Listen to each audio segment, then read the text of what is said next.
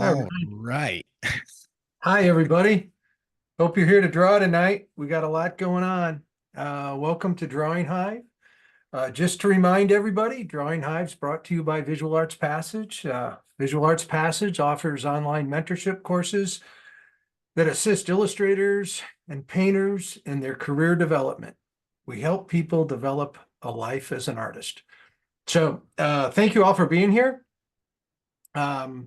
Tonight is a very special night.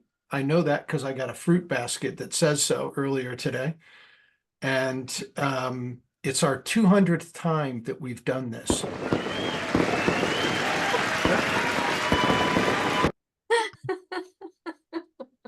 And so we're going to have some special guests come in.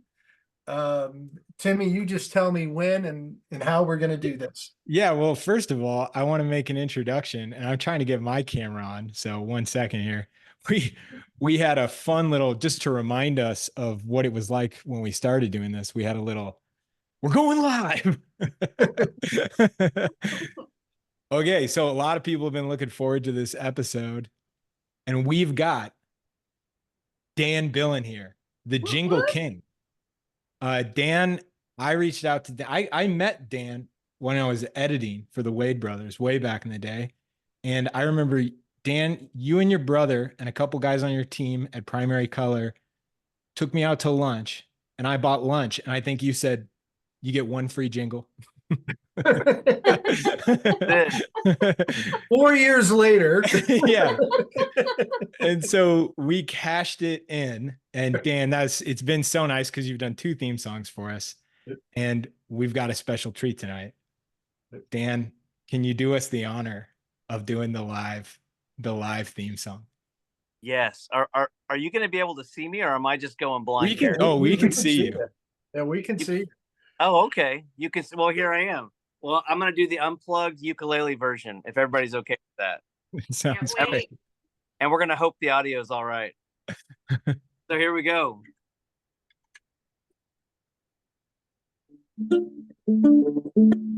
Drawing high, drawing high, drawing high. Welcome to Drawing High. That's it. Yeah. That's awesome. It's awesome.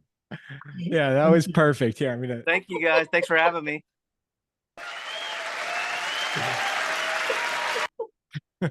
Dan, that's great. I feel that way every week because they put the camera on us and we have to draw something in front of everybody, and so we're all performing in one way or the other.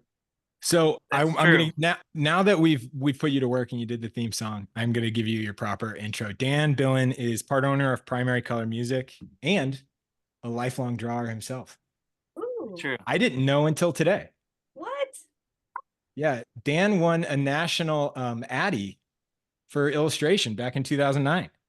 Pretty amazing. Dan, Whoa. you should be drawing with us, Are man. you gonna stay and draw, I man? should. I probably Yeah, should. I have. drawing. I don't. Am I still on screen? Can you guys still see me? Yeah. Yeah. You're never gonna not be on screen. And you know what? We're doing this all out of order, Dan. Before we get into what you're about to show us, we need to tell people what they're drawing tonight. Do it. Do it. All right. Hi, everybody. If you're here to draw, you're in the right place. That was a really fun intro. But we're drawing cult classics tonight. I should let Ray introduce it because I know he's jumping out of his seat right now. But Escape from New York on the top left, Bill and Ted's Excellent Adventure on the right, and then Hairspray. And I told Timmy kind of like an embarrassment today, the only one of these movies I've seen is Hairspray. But I've seen it more than once. Which we went with Hairspray because Divine. I think Divine's kind of the godfather of cult classics. So, and also it was the only movie that John saw. That's right. I want to name my next pet Socrates in honor of Bill and Ted's Adventure. That is I grew up on that movie. So if this is your first time joining us, this has been a weird intro. Yeah. We're gonna do 3 poses tonight. We do as you can see, we got 3 pieces of reference. The first 2 poses are 20 minutes long, and the third pose is a 40-minute long. And you can do one, focus on one all night. You can do all 3. You can try to take on multiple characters. Whatever you want to do. We're here to draw. So I'm ready, and hope the room is also. Yeah. So Dan, Yeah. I was shocked to learn that you're I had no idea that you draw. Yeah. How long have you Lifetime. been doing that? Your whole life? Forever. I grabbed some show and tell stuff if that doesn't annoy people. Can I do a No, it little doesn't show and tell? annoy. Love show and tell. Let me do some spotlight. There we go. Okay, this is a self-portrait I did when I was like 14, 15. That's awesome. That's So great. that's me Who is back it? in the day. Right next to my, look, it's a before and after, 30 years. And then I was also going to show this. I thought this would be cool for you guys to see. There was a Mexican restaurant in town that went out of business, and they, how they take Polaroids on your birthday? Yeah. Well, they were giving all those away. They just had a basket by the front door that just said free. And I'm thinking, dude, I can just grab as many of those as I want. So I grabbed a handful and I started to illustrate the Polaroids. Oh, I love that. So I have 3 of them. I love that one. That's awesome. That's such a fun That's pretty idea. fun. Yeah. And here's the last one. I love that they all have the That's birthday great. sombrero. Yeah. Was that part So of the, anyway, you had to put the sombrero on to get your photo taken? yes, that's the thing. So then I did it on, I watched some of your other videos. I know you guys do this where you use like a mid-tone, like a cardboard. So then you can do the highlights and the shadows and use the cardboard as the mid-tone. Yeah. That's I've what I never did worked on. on cardboard. John and I totally came up with that. Yeah. Yeah. Well, totally not Cassandra. I love it. Dan, so I have, for the small amount of time that I've spent with you, one of the most creative people I've ever met. You're just fun. Can I ask you about the Totally Dude? Sure. Yeah. Okay. So there's a club in Kansas City called it's a gentleman's club called Totally Nude. And Dan, you photoshopped the front of it. Yeah, because we were out with our company one day, just walking down the street, and I look up and I saw that, and the lettering is so goofy because it looks like little kids' carnival lettering. It says Totally Nude. Mm-hmm. And I thought, man, what if that said Totally Dude? And then I made it like a Ninja Turtles theme pizza place. And so I just went back, and that was when we had an office with the Wade Bros where you used to be. Right. And I just sat in there and I took my picture of the front of that place and I just started photoshopping real quick, and I photoshopped Ninja Turtles on there, made it say Totally Dude, said, pizza, free pizza, all this stuff. And then I put it on Facebook and I just said, hey, any of my friends know about this new pizza place in Kansas City? And somehow it went viral. That out of everything I've done in my life, that was the one thing that's gone viral. And everyone thought it was real. Apparently everyone thought it was real. So yeah, I do love that they changed the business to Totally Dude, but they were like, on the awning it should still say Temptations. Yep. The temptation of pizza. So that got shared, I don't know, I was just 50,000 times. It went insane. Yeah, it's also viral on Reddit. I pulled it from Reddit and it's been looked at like 1 million times. But I don't know how long I should be talking. No, you're doing great. You're doing the right amount of time. It linked back to my Facebook because it was being shared from my Facebook. And so I got messages just day and night for weeks. And I got messages from people. I'm not kidding. Like, these are the cherry picked messages. The cherry picked most insane messages. One lady said, I'm at KU Med. I'm dying. I'm dying of cancer. I got to find out where this pizza place is. I just want to go before I die. What? That was one of the messages I got. I got another message from a lady that said, I drove here from Arkansas and I'm driving up and down downtown. And where is this place? I brought all my kids. We're in our van. I can't find it. Oh my God. It just went on and on. And I had like an answer I could just copy and paste. Hey, I'm so sorry. This was just a joke between friends. I didn't intend for this to. And so I would just copy paste. I did that for probably 2 weeks, 3 weeks. So so you've always drawn. You've always done music too, right? Yeah. So you and your brother Sam, you're younger, right? I look younger, don't I? You do. Yeah. That I'm beautiful head of hair. Older. I'm 3 years older because I have the hair. Yeah. Yeah. So Sam looks like a character on Guess Who.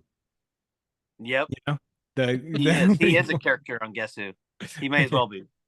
Yeah. No, so what made you gravitate towards music as like the professional career? Because it looks like illustration was a big part of your, like, making art visually was a big part of your life too. Yeah. Well, my whole life I just kind of swing back and forth. And at the same time, I always have one toe in that other world. So even right now with our companies, I'm basically the creative director. So I do all our branding and stuff on top of being a composer, on top of doing music producing. I'm doing all our visual stuff too. So I do all of our artwork for our, holiday cards or swag, company swag, whatever. I just do it all. And it, sometimes that's awesome. Sometimes it's just like overwhelming because I do so much. I'm kind of like overwhelming myself. But what's your favorite, as far as things you've scored for companies, what's one of your favorites that you've done? Okay, the biggest best thing I ever did, I feel like everything we've ever done always has some kind of ill-fated twist. So with this one, Sony came out with a car. So Sony unleashed a car to the world, and I did the theme song for this car. So when they unveiled it at like I don't know what it's called, that big convention in Las Vegas, the electronics, whatever thing is, when they opened the curtains and showed Sony has a car, it was my music playing on the stage, heard around the world. But what happened is COVID hit right after that. And so it just killed the car, and the car just went away, and it doesn't exist. Wow. So, wow. What was the car called? Sony something. I think there might have been. The song go Sony. No, it was just instrumental. It was called the Billen, right? Should have. I think there was like some numbers and letters in it, but I will say when I scored it, they wouldn't tell me what it was. So I didn't even know what kind of car it was or anything. So I had to score to this video just without even knowing. And it was actually, hopefully this isn't an industry secret. I'll just go ahead and say it. It was a Maserati. So I'm scoring to this Maserati that has all the, they put the X's all over it so they can CGI it later. Right. Yeah. So for anybody who doesn't understand, when you shoot most car commercials, they just use a different car for shooting it. I didn't know and then they basically graphically replace it in post later. But it sure looked real when they were done with it. Yeah. Wow. Yeah. It's a pretty amazing deal. So man, I wish I'd known you were a drawer. I would have been like, Dan, you got to be ready to draw with us tonight. I know. I should have just been drawn right now. But to be honest, I got my iron in so many fires. I'm just like, woo. Yeah, I do long for the days during, COVID was a rough time, but I do remember I was thinking about it this week because I was looking at our text chain, and there was a whole period during the pandemic where you and I just like texted back our hairlines. That's true. Because I look good here with the hat, but if you got a peek on the back, it wouldn't be as impressive. I loved it. We were both cheering each other on. I was just growing my hair out, and you're like, it looks great. And I was like, you got to do it too. Because we each used to have short hair. Yeah, we had short hair. So we did it together. We kind of cheered each other on. But anyways, yeah. No, so you guys have locations in Kansas City, Denver, and do you still go into Tokyo often? Yeah. So we have a place in Lawrence, Kansas, Kansas City, Missouri, Denver, Colorado, and then Tokyo. Yeah, we do. We have a couple guys on the ground there. Yeah. I remember hearing a story about you all heading out to Tokyo that involved a game show. Do you know what I'm talking about? Or am I misremembering this? That you ended up on a game show. It wasn't a game show. It was like it was a show for tourism for Tokyo, I think. We ended up on a couple shows while we were there. It was really weird. We would just walk into these shows like accidentally. We were just right place, right time, I guess. Yeah. And so one of the times we were on the show, we went to the most remote. It was basically a coffee house that was at the base of Mount Fuji. You could see Mount Fuji, but no one was there, out in the middle of nowhere. And all of a sudden, this guy walks in, all dressed like in this nice suit, and this big camera crew comes around, and they just start filming this guy sitting next to us. And we're in all the shots, and we're just kind of waving at the cameras and stuff. They The whole company. Yeah, they interview us. It was some celebrity, and they were doing some TV show, and then we were just on it. And I remember the thing about that is they had a tray with these cookies, and I was nervous, so I grabbed one of these cookies and I tried to eat it, and it just broke apart like it was like almost like concrete, like sandy concrete, and it was just their display cookie. So I took the display cookie and tried to eat it because I got so nervous. Well, yeah, I don't know. I think you and your brother, you're both really inspiring to me because you're always creative, you're always fun. And I was just thinking, I was doing a shoot with Matt Mooney at Rushway. This is years ago. And it was a really goofy, like comedy shoot. And then, and we needed a scene where a grown man was going to be in a diaper. Ooh. Yeah. And we didn't have a person. We did not cast for it or anything. And Sam had just stopped by and we were like, we were looking for somebody. Hey, do you know anybody? And he's like, I'll do it. And we're like, no. You don't want to do it once we tell you. And we're like, we're going to need you in a diaper. And he's like, I mean, just give me the diaper. And here's from my perspective, I'm thinking, what are you doing? Sam, what are you doing? And I had to take him to his back room, lay him down on the ground like a baby. He's a big guy. I laid him down on the ground like a baby. I'm the one putting his diaper on him. And I'm thinking, what are we doing? Why are we doing this? And the whole time I'm so ashamed and embarrassed, and I feel so bad for him. And because this place was full of people, if you remember, there was like many people there. And there were models. There were models. And it was insane. Yeah, some of the most beautiful people I've ever seen were in the room. Yes. And so here's the crazy thing. So we leave there and we get to the car, and I'm so sad and embarrassed. And I'm like, what have we done? And my brother was like, that was so awesome. And I said, what?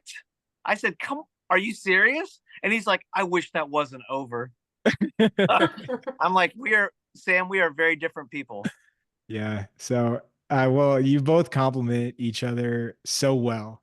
I mean, I can't tell you, you're a great team together. I love it.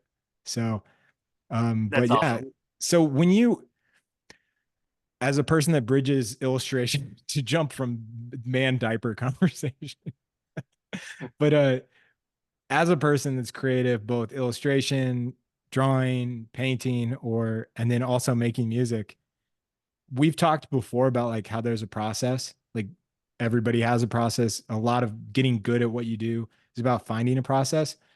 It's kind of fun, I think, to talk with somebody that has two very different creative outlets. Do you find similarities in your process or way of problem solving those things? Yeah, I do. And I think one of the most important parts, which is hard to explain, especially to employers, is the incubation stage. And that's the part where you have the assignment, you know what you're going to do, but you have to just think about it. And sometimes I think about something for a while, and then I'm able just to do it real quick. But all that incubation stage is, in my mind, it's part of the whole thing. So if it takes me, sometimes I think about something for 6 hours and I can crank it out in an hour. Well, that means it took 7 hours. And I'm sure you've talked about that or dealt with that yourself.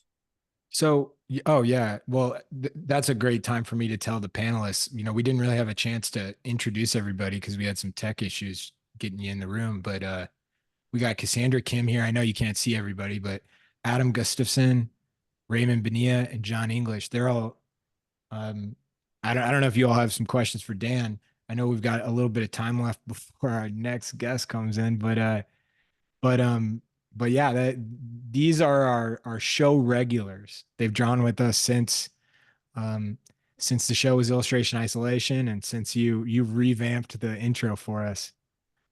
So Dan, were they like cloth baby diapers, or were they I like was totally Depends? wondering the same thing. I was thinking, Totally wondering. what could that be? I am so I have a story for everything. So these were very large adult diapers, and the reason I was so good putting it on is for a year I used to work at this mental hospital, and Okay. that was one of my jobs, was doing that with adult men. I was like their caretaker. Mhm. And this was 20 years ago, but it's kind of like riding a bike. You know, you never forget. I just said, Sam, lay down on the floor, here we go. And I think I'm going to ask the question that everybody else is wondering. Yeah, could why? Sam? I'll ask it for you. Why wasn't Timmy in the diaper? Exactly. Yeah. Yeah, I was one of the models. Right now, I'm kidding. No, I was wondering, why could Sam not do this on his own? Or is it just a brother thing where you guys do everything together? I mean, it sounds like a great bonding moment, personally. I never really thought about it. I think that's one of the things that once it's asked, I'm like, oh my gosh, because when it's happening, it's just all natural. I think this is normal. This is how it works. I just, yeah, to me, that always blew me away because it was a great demonstration of confidence, because Sam is a business owner. He does big things. You guys do big things. And he was like, give me that diaper. Yeah. So anyways, yeah, this has been awesome, Dan. Thank you so much for putting together a theme song. Like everything you've done, you've never asked for anything in return, and you've just always been so nice. And honestly, people love that song at the intro, so it means a lot. Awesome. Well, you're welcome. Thank you enough. Yeah, it's been fun. Thank you. And you definitely made our world better. Thank you. Yes. Yeah. Thank you. Yeah. Oh, it's looking there awesome. Anything you want to promote or anything that people should check out? You can check out primarycolormusic.com. That's my company's website for our commercial music stuff. Mm-hmm. Yeah. So if you like work at an agency, you draw with us, hit them up. Yep. Hey, Dan. we're going to be Draw hitting you with up us. to come draw with us. Yeah, we Okay. need to be back on drawing. I had no idea. I'll put that on my list. That's the best. Awesome, Dan. All right. Okay. See ya. See you guys. Thank you, Thank Dan. you so much. Thank Bye. you. Right. That was fun. Yeah, it was fun. It was it was a stressful start. He was terrific. Yeah, it was stressful. You love that, you know. I know it feels, you know, Chris Payne isn't able to come tonight, but it felt like he came, you know. It felt like he attended. His presence was here. Yeah. If we could just have a moment to gripe, then we really will have him here, you know? Yeah. Yeah. Well, I know that Christopher, the model, is on standby, and I've got a little presentation to share there. But while we're doing that, we need to come up with our hashtags for the night. I know people have been drawn for quite a bit, so I'm just going to preemptively tell you now, because I know Christopher is going to be here any minute. Please post your work to Instagram using the hashtag DrawingHive, hashtag DrawingHive200. So hashtag DrawingHive, hashtag DrawingHive200, and tag at Visual Arts Passage in the caption. We're going to check it out at the end of the night. If this is your first time drawing with us, please share your work. It's so much fun. We're going to see it at the end of the night. We've got a lot of people here tonight. People have really showed up. It's like when Catholics show up just for Easter. That's what the episode 200 feels like. We've got a lot of fair weather people joining us tonight too, which is great. Always welcome. But please post your work, because we're going to check it out at the end, and it's the best part. So absolutely my Easter. You're right. yeah. Yeah. Hashtag is DrawingHive200. Number 200. Don't spell it out. Don't be weird and spell it out or something. Hashtag on Catholic. Yeah. Yeah. Yeah. So um, I mean, Adam's only missed a couple of episodes, guys. I mean, geez. well, you know what, John, you got a basket. I did. Tonight. My basket never showed up. I got a basket, and it was great. I ate half of it before for lunch. It was My mom sent us congratulatory baskets for yeah, it was very exciting. It was a big deal. Fruit basket.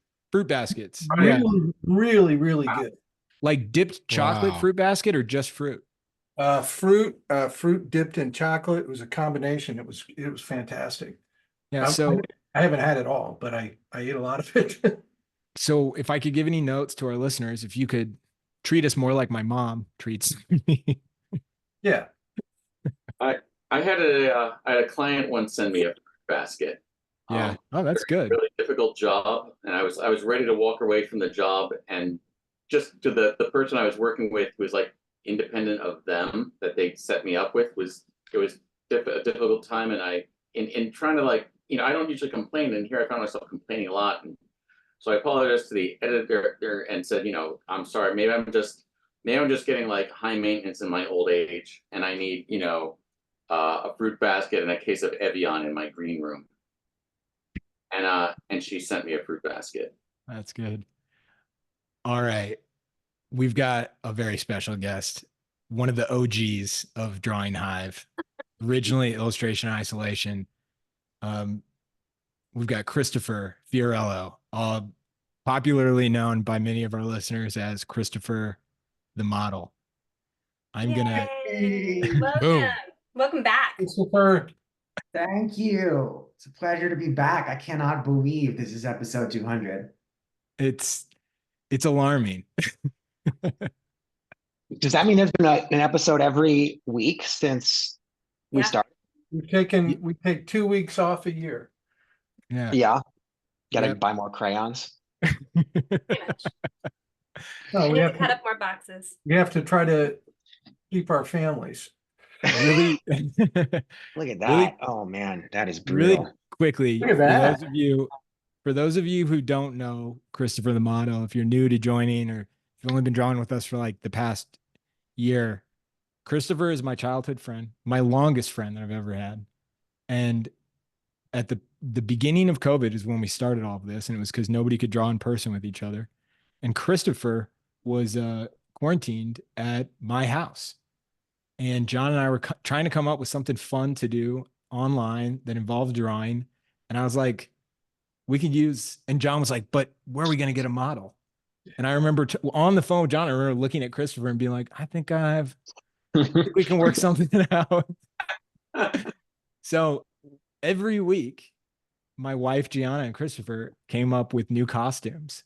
And I'm just going to cycle through some of these because I was looking at them today and it blew me away. This is Rufio. Yeah. I remember that one. My Lord. That was great. Just a tourist. Yeah. The themes became more important as we moved on because then we had a Wes Anderson. What is that? Oh yeah. Look Yeah, at my horrible facial hair. That was Darjeeling Limited. Gianna did some amazing costuming work there. Oh yeah, I love that one. Moonrise Kingdom there. Oh my God, I remember all these drawings. Me too. Bartender. Axel. Yep. There we go. Queen. Freddie- Yeah. The Freddie Freddie Mercury, Mercury. right. Yep. That was great. Yeah. Oh That was- no. That- Yep. That was like a fantasy night to appease our fantasy fans. Yeah, here, I'll spotlight you in a second. All you Christopher. got to do is put an arrow in your hand or a wing Yeah. or something, and it's a fantasy. Yeah. night. Yep, exactly. Right. Yeah. And then I think our most popular live episode was Seinfeld, Yeah. which this is Kramer, such a good Kramer. yeah, that was so fun. Jerry with the frills.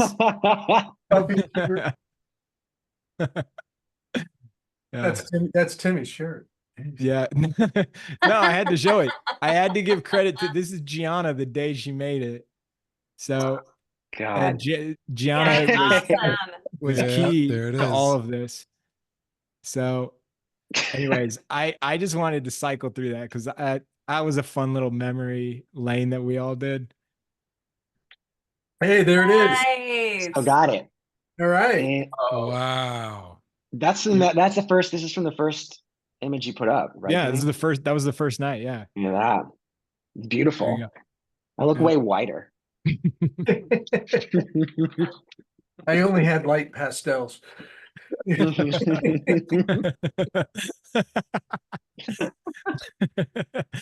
Yeah. So, Christopher, you've been up to quite a bit since we last connected. Most recently, you're a writer. You're not a writer. You wrote for the New Yorker, that most recent article, which was amazing. That's so cool. Can you remind me of the title again? Yeah, it's called The Day Ram Dass Died. How did you come about writing that? Well, I before COVID, I had spent a year living with my spiritual teacher on Maui, a guy named Ram Dass, who sort of brought a lot of Eastern spiritual concepts to the West starting in the late 60s. And I ended up being one of his hospice caregivers, which was like living in his house, which was a crazy experience. And after he died, I got on with my life, but I had wanted to process it, I suppose.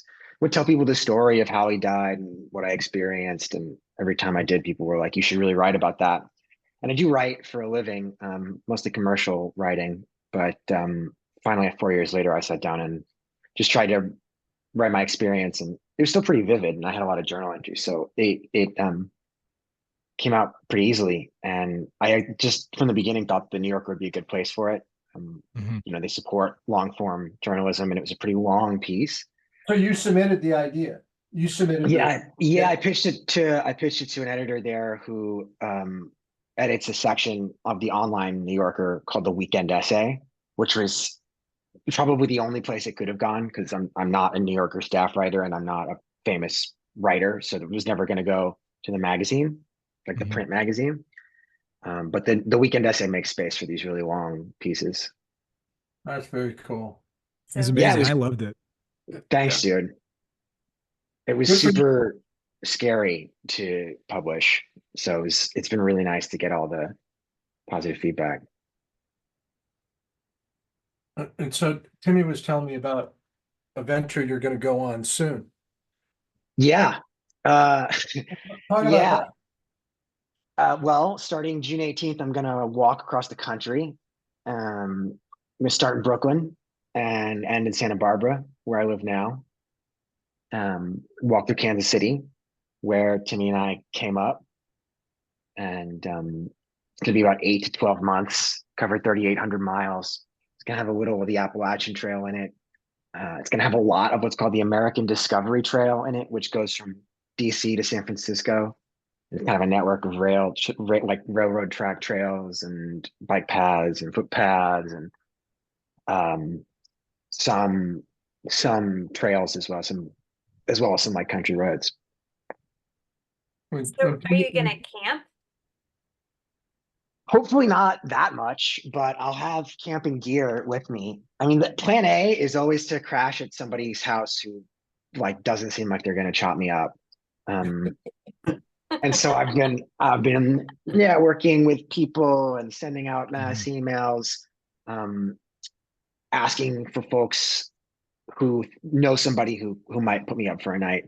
And honestly, the way I'm walking and the pace I'm walking makes it possible for a lot of people to like put me up for 2 or 3 nights if they're willing to drive me, like pick me up on the trail, drive me back to theirs, and then drop me back off at the spot where we left off. That was my first question when you were like, we'll be able to hang out in Kansas City. I was like, am I have to walk everywhere with you? What is the policy? Yeah.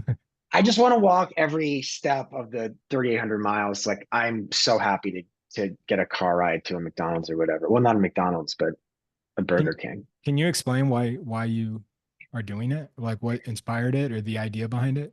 Yeah, I can try to anyways. And I probably explain it much more succinctly on my website, which is christopherfiorello.com. You can also sign up to get trail emails from me there.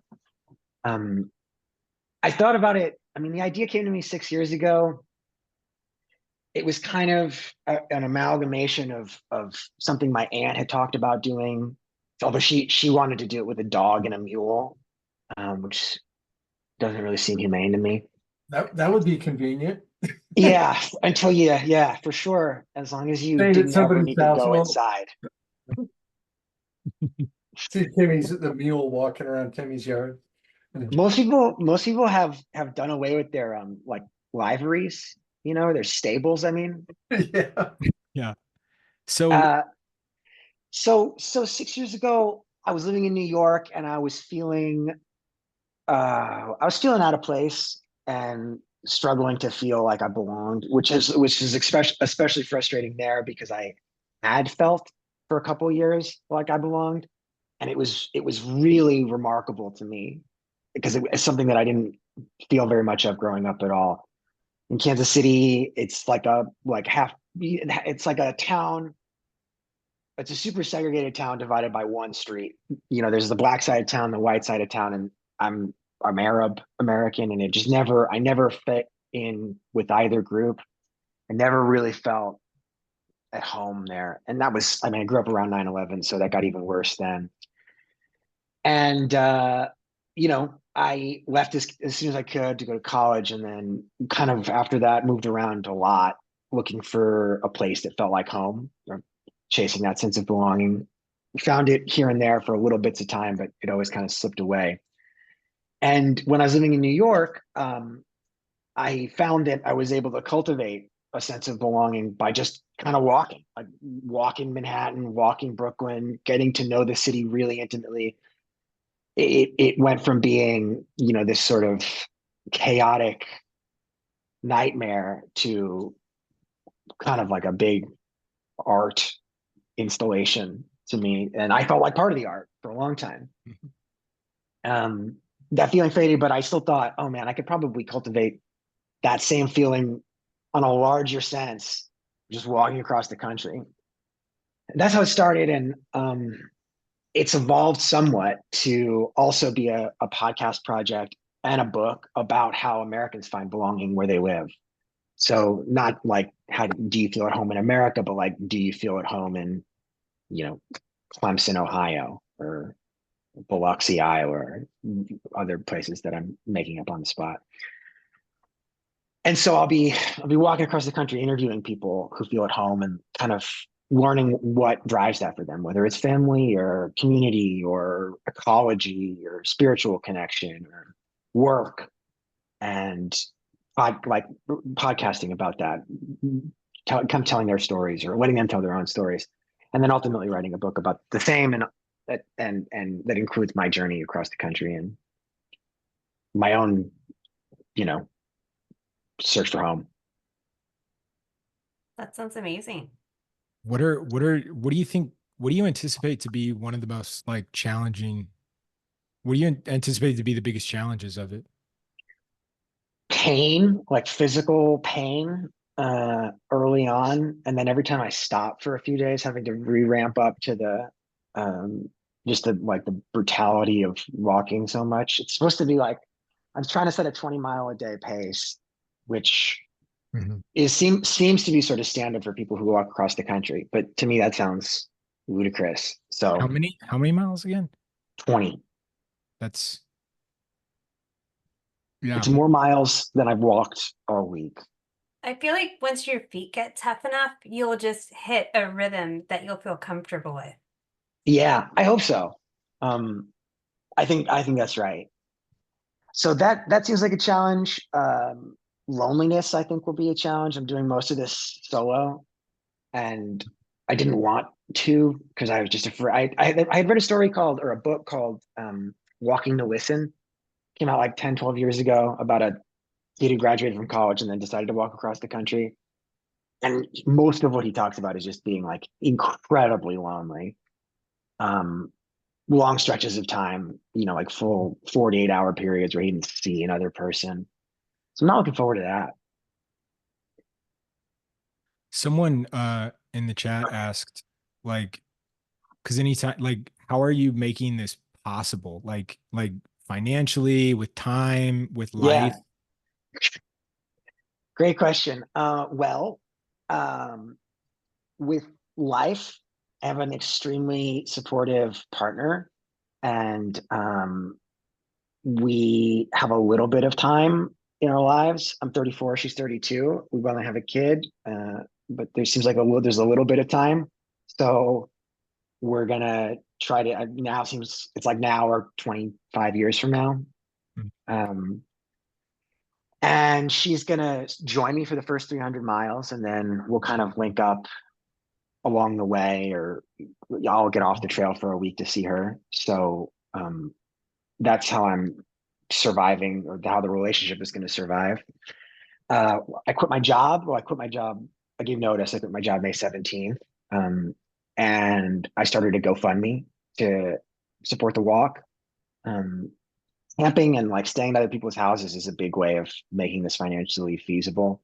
But as is, like, I think it'll be about $14,000, and I've raised 5 so far, and hopefully I'll raise the rest. And if not, I'll dip into my savings to do it. It just feels like something that I don't know, need to do. There's been very few times in my life where I'm like, I've got this idea and I'm 100% sure this is a good idea for me.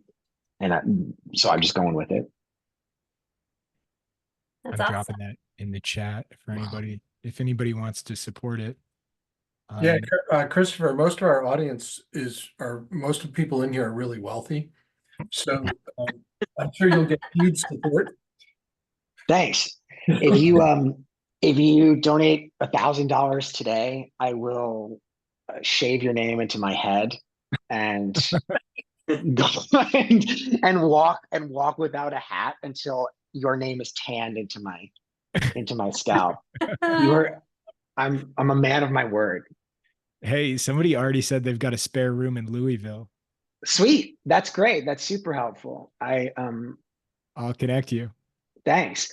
If you go to my website as well, ChristopherFiorello.com, that's ChristopherFiorello.com, you can see the route, and that'll give you a sense of whether I'm going to be in you or your distant relatives area. Yeah, I was going to say, at first I was like, we could meet up in Denver too. And you were like, look at the map, man. Yeah, Denver's too cold when I'm going to be there. Yeah. That's another big concern, is getting too hot or too cold. Like walking through Kansas in September, walking through northern New Mexico in December worries me. Right. But I guess it'll be Missouri in September. But And just keeping your feet good and like good shoes. Ultra, the running shoe brand, I think is going to sponsor me, which I'm super stoked on, because that means I can get shoes when I need them, and like increasingly large sizes. My goal is to have feet larger than Shaq by the end of this walk. Your feet are going to get large. That happens? 2 sizes is what I hear from the other like cross country walkers on this Facebook group I'm on. Yeah, I think they develop muscles around the little toes and stuff, and then they also flatten and swell. Yeah, it's not a pretty picture. Your partner signed on for that part too, right? What's that? I said your partner, she's okay with that part too. The fattening, swelling feet, for sure. Yeah, she's about it. All right. Yeah, I was thinking of starting in. It's why she wants you to do it. Yeah. Yeah, she's like, your arches are too high and your feet are too narrow. That's a fun conversation. It's like, man, I gotta see that. Yeah. If you donate $5,000, I'll send you exclusive photos of my feet weekly. Oh, your toenails are going to be awesome. My toenails, I can't handle losing fingernails. Keep them good and trimmed. That's the big part. I'm gonna keep those cuticles pushed back, hydrated. And then like make sure that you're sizing up enough so you don't get toe bump, because it's the toe bump that does it. Right. What's toe bump? Toe bump is like when your toes are hitting the front of your shoe, if you're going Uh, downhill, it like yes. it really adds up quick. Yeah. Yeah. The American Discovery Trail is what I'm going to be on for all of Missouri and all of Kansas, and it's much more scenic than like I-35, than giant interstates across those states. But it everyone's like, oh, caves is so flat, enjoy the corn.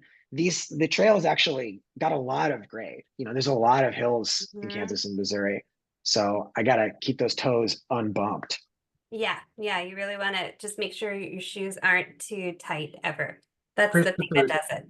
when you think about it, when you're walking from the east side of Kansas to the west side of Kansas to Colorado, you're walking uphill the whole time.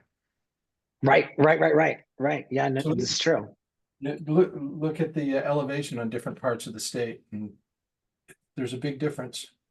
Yeah. Another question from the audience: any safety concerns that you're factoring in? Yeah, for sure. I mean, depends on who you ask. If you ask my mom, there are many safety concerns. Uh, let's see. My number one concern safety wise is being hit by a car. So I'm wearing high vis, avoiding roads with narrow shoulders, never going on like the interstate or like even a 2-lane highway. Sorry, a 4-lane highway, and walking on the side of the road where I'm going to be seeing cars come at me rather than come behind me. Second biggest concern, safety wise, is like elements probably, and I'm taking care with gear and hydration to avoid those kinds of issues. Lots of electrolytes, and sodium. Third biggest concern, honestly, and it really is their biggest concern, is like somebody jumping me. And I thought about how I could defend myself, and have decided to take bear mace.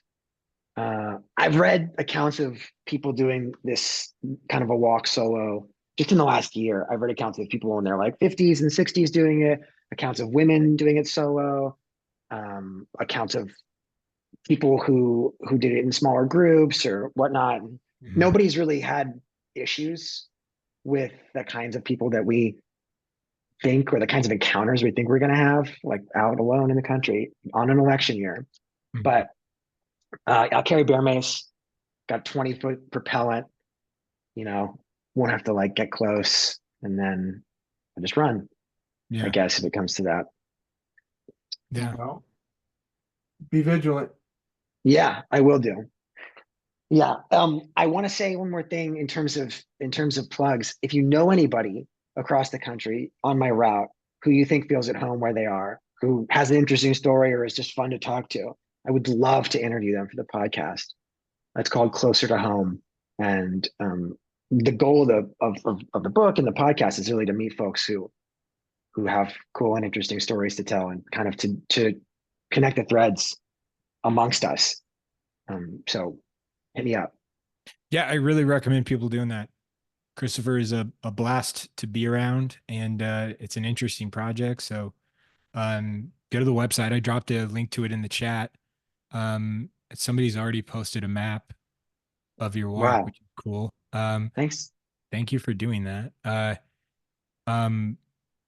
Along the path, do you have a most dreaded section and maybe a location you look forward to walking through the most?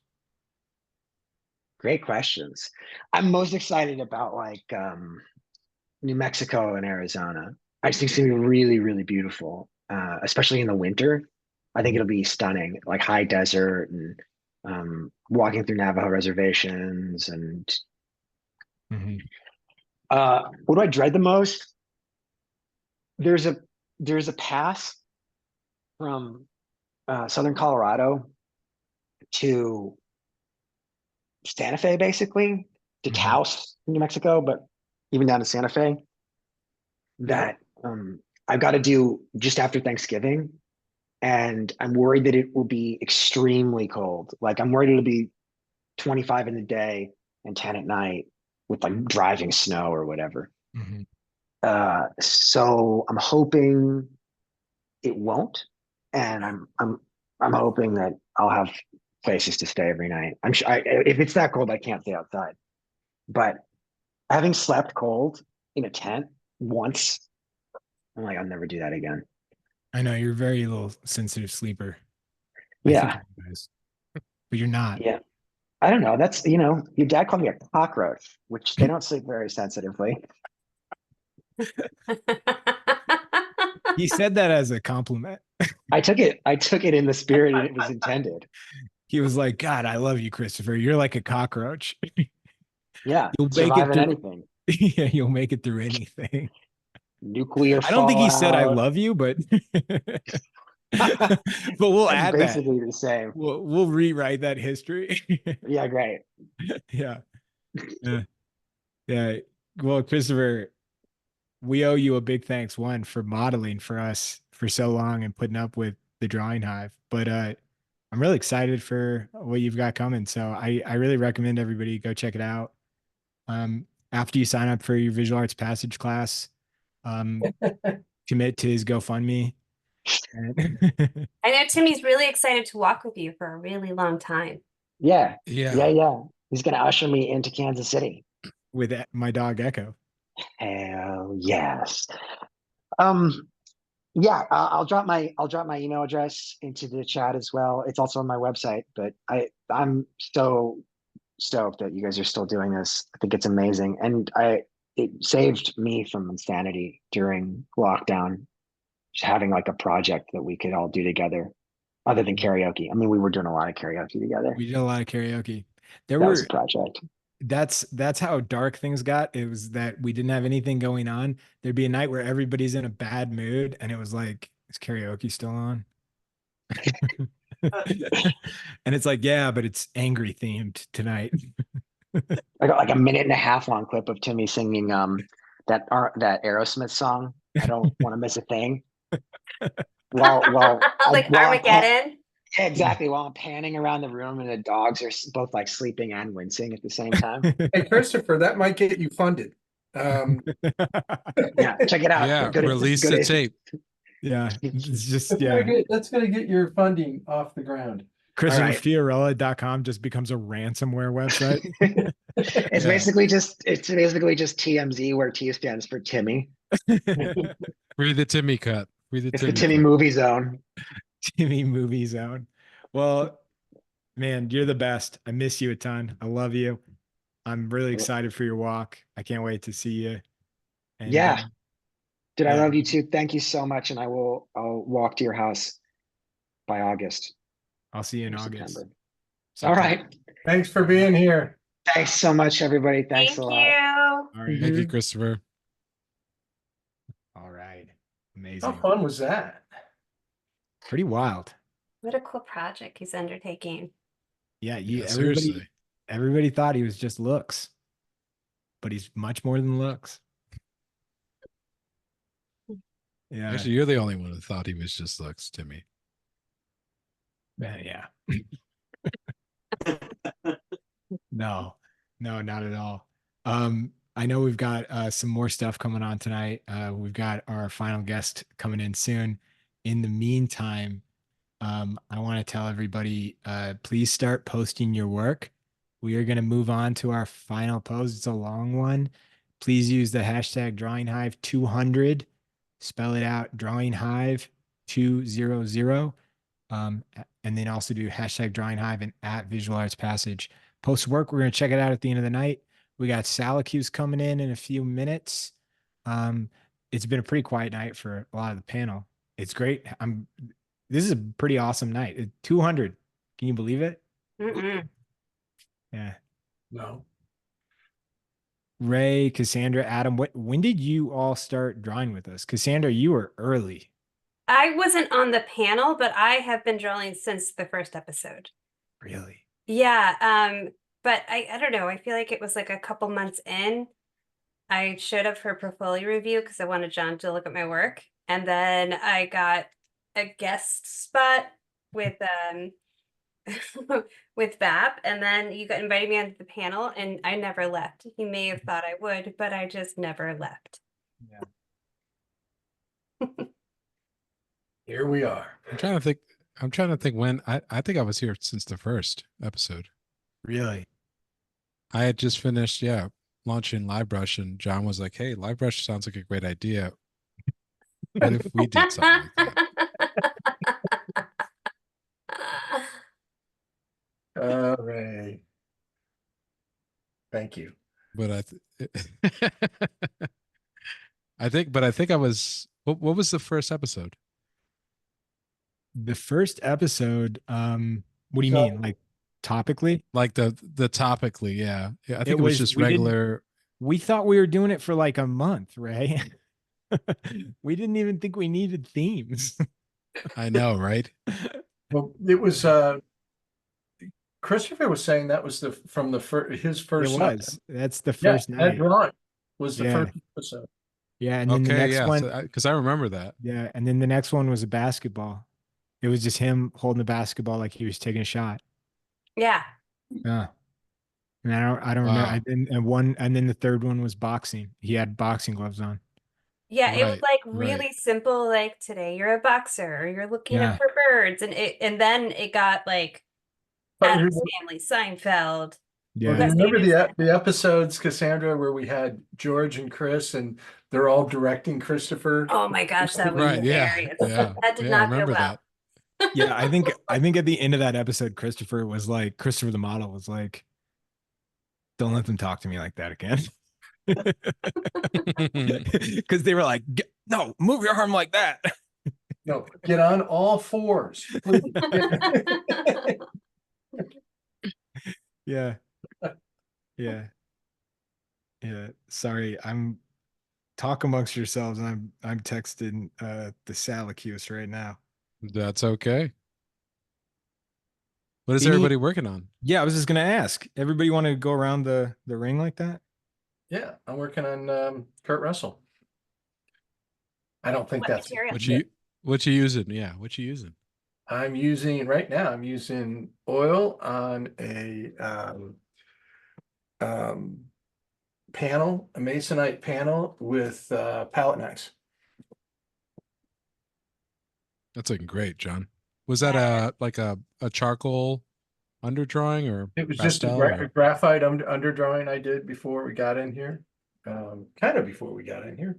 Did a little bit of it while we were here, but it was it gives me a roadmap of where I'm going, but eventually cover everything up. Like I'm about to start painting in the head, and you lose everything, but you kind of know where it is, and right. you just have to redraw it while you're painting. But I can't, I like starting like this because it's really, it's pretty loose, and you can't. I don't want to get into like a little detail stuff at the beginning, so start with tools I can't really control, and it's very oily right now. So, All right. We've got the most popular return guest of all time, I think.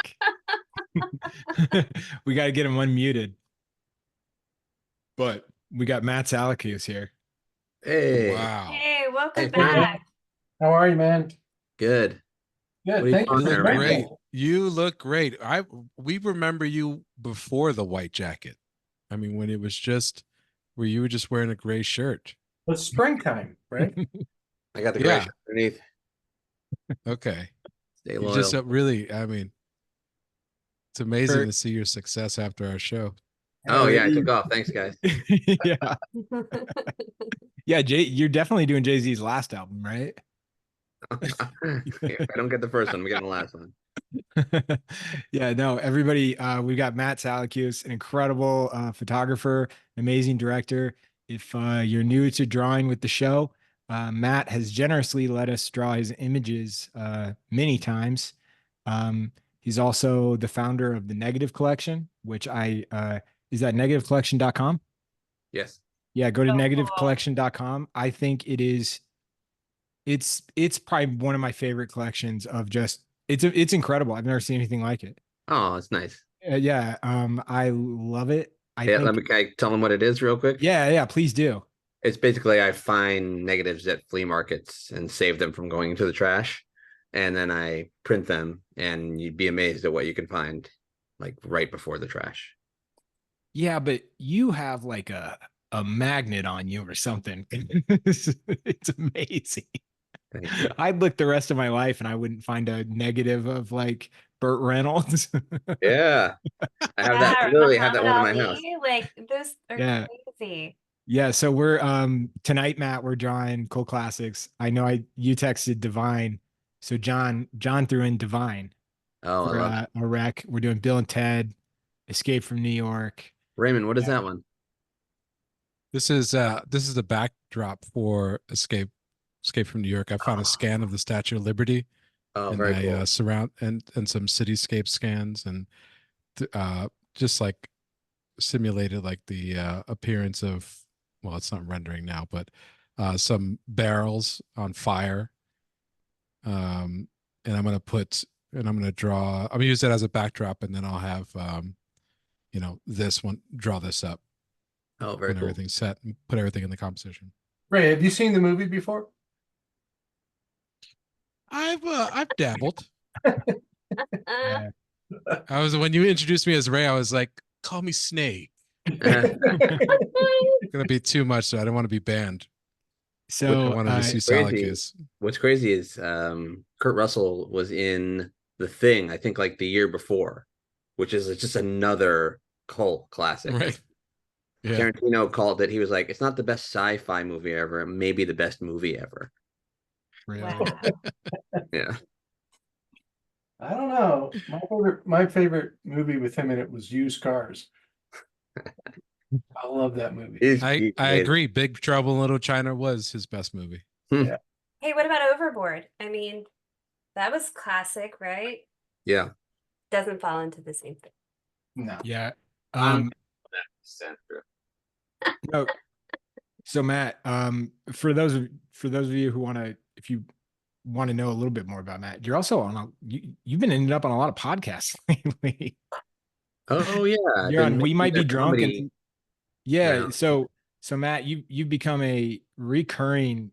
I mean, you're I would say an anchor of the podcast. We Might Be Drunk. which I would say this, before we did this episode last week, I was like, everybody, this is an earmuffs episode. You've got kids, don't show up with them. All, be really careful. And so far it's been like pretty tame. Oh. So, but I was like, I'm not telling Matt to censor himself. That's like giving that's like giving a tiger bangs. Right. Yeah. Let me quote my John favorite Da Vinci, comedian, he Roseanne can't Barr. paint. Well, is that right, Matt? I said, let me quote my favorite comedian, Roseanne Barr.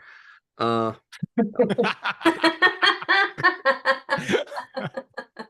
was like, His hands hovering the mute bar as we speak. yeah. I'm like, oh my God. The greatest vault episode of all time, man. Yeah, it goes straight to In the the vault, vault. this episode. Yeah, if you want to hear us say terrible things on accident, you got to catch it live. No, so what have you been shooting lately? Well, I'm like really knee deep in the comedy world still.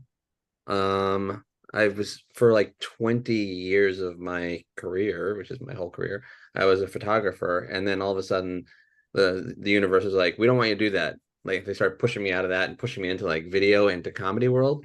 So now I'm like splitting my time 50-50 with shooting stills and shooting video. And all the video is comedy, and most of the stills is video. Wow. It's just most of the stills is most of the video is comedy, and most of the stills is sort of like still magazine work. Yeah. Music and stuff.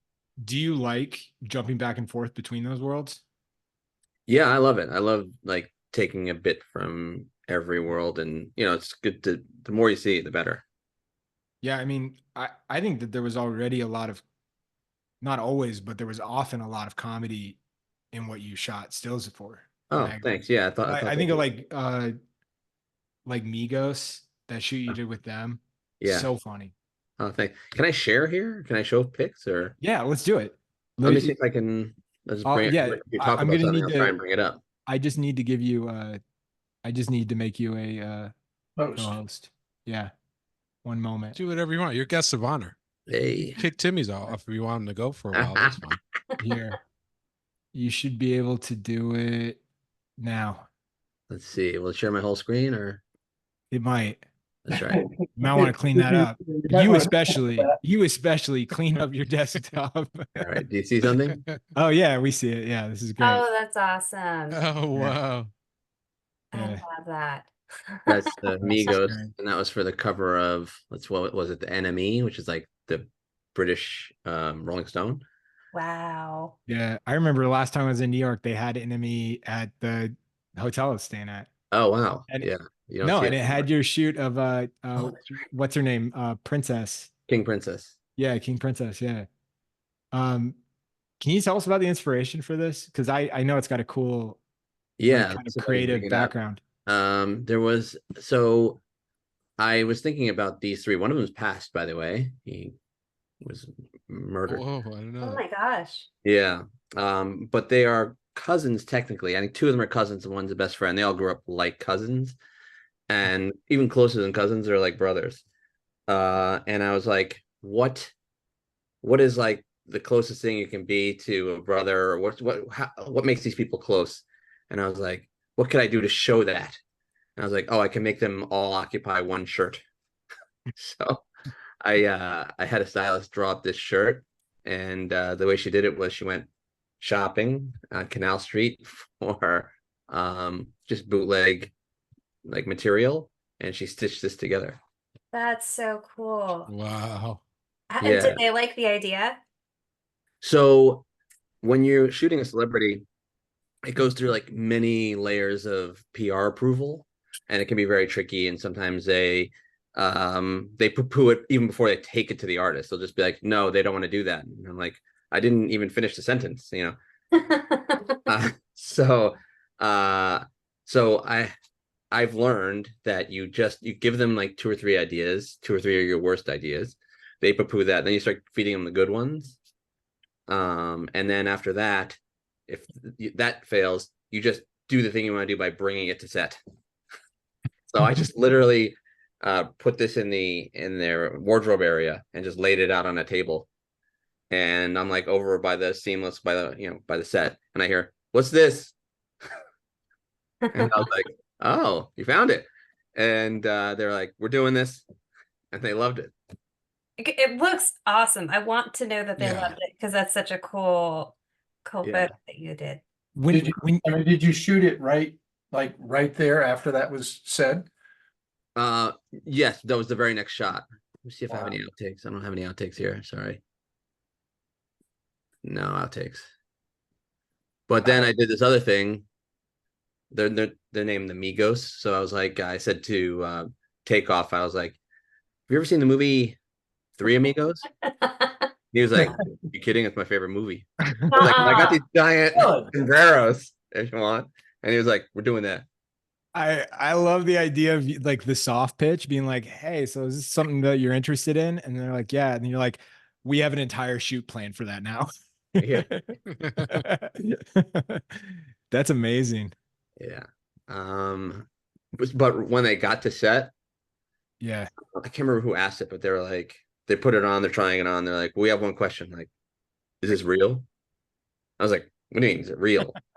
They're like, is it really Gucci? And I was like, no, it's a 3-headed shirt. I made it. Like, there's no line of 3-headed shirts coming out next fall. Is it real? Is it real? They're like, we have an authentic brand, and Yeah, was there a party that wanted to lie to them at that moment? I mean, I just laughed. I just laughed. I was like, Yeah. the question can't be real. when you mentioned like present your worst, and then really, I think, blow them out of the water with the best. Yeah. Do you ever because there's always, and maybe this is false, but there's always that risk that they like grab onto the worst.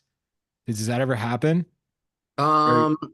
Yeah, I mean, it does happen, but like, you just, as the photographer, you just don't don't pay a lot of attention to it. Like, I have a kid and he's doing something I don't like, I don't feed into it. I'm not like, I don't tell him stop doing that, because I'm like, oh, I'm gonna do that.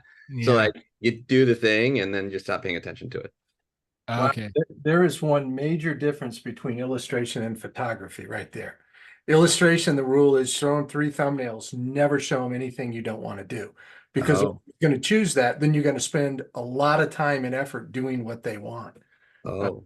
There's no like, just like kick it and Yeah, just, there's no take backs. there's no half step, I guess. No. Right. Yeah. That's it. That's fascinating. Yeah. Somebody asked, is the Elliott Gold pick a frame from 71's California Split? It is from no. That's a great question. I'll screen share because I appreciate this person. No, it's from The Long Goodbye, There which you go. is one of my favorite movies of all time. That's a great shot. Yeah, It's- isn't that nice? So It's another Robert Altman though, so that person knows their stuff. on the topic of like just like vintage photography and stuff like that, to bring it back to the negative collection. Yeah. Has it been a minute since you've gone hunting? Yeah. Because what I wanted to ask was what's the most recent find that you had? They're over there. I haven't gone to the lab to scan in probably 4 months. It's slow going because all the flea markets in New York City dried up, just real estate shot way up. So the spaces that flea markets occupied just dried up. And there's like 1 in Manhattan, 2 in Brooklyn, and just I can't get to them. Now I can only do it when I travel for shoots and stuff. How what city, like if you did a shoot in Kansas City, would you try to go to a flea market? Oh, definitely. Yeah, yeah. Really? The cheaper, the better. Like the more run down, the better. Seriously? Oh yeah, yeah. So is the idea that, because my guess is the idea that somehow these slides made it to the Midwest from a major city and then ended up at a flea market. Is that what you think? Or is it you often find like local talent? Well, I think what it is New York City was a media capital. Uh-huh. So like all the magazines from the 40s, 50s, and 60s, did their stuff here. They go like Life goes out of business. They have a huge archive in their basement. Where does it go? Someone buys someone, and then someone throws them out, and then someone, finds them. Can I share a screen for a second? Yeah, absolutely. Sure.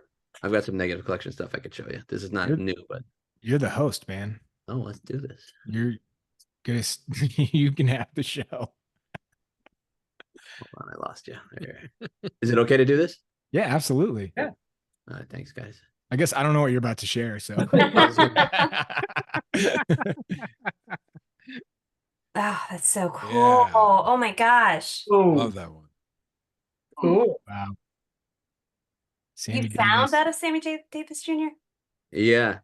I What? even know what play it is based on the mask. I can't remember what it is now, but it was him when he was doing a stint on Broadway. I mean, it's one thing to find a celebrity like that, but to find a cool shot. That's a really interesting piece of photography. Yeah, I agree. Thank you. Wow.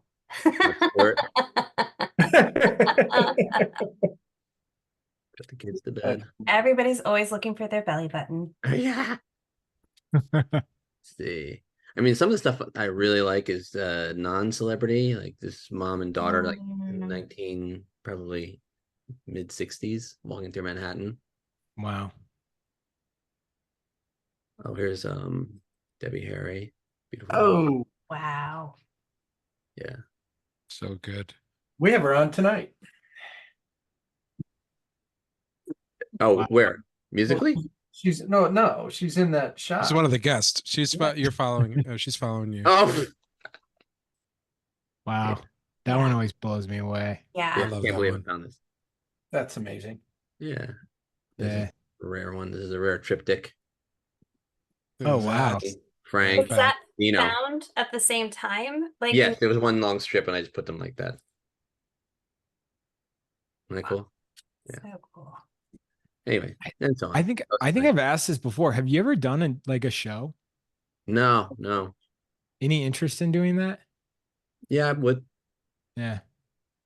I'd go to it. Mm-hmm. Yeah. Wow. That's amazing. Oh, thanks. Yeah. So what have you been shooting lately for comedy? Do you guys know Fortune Feimster? Mm-hmm. Yeah. She's got a funny podcast called Handsome. She Yeah, just played she's hilarious. really funny, yeah. Love her.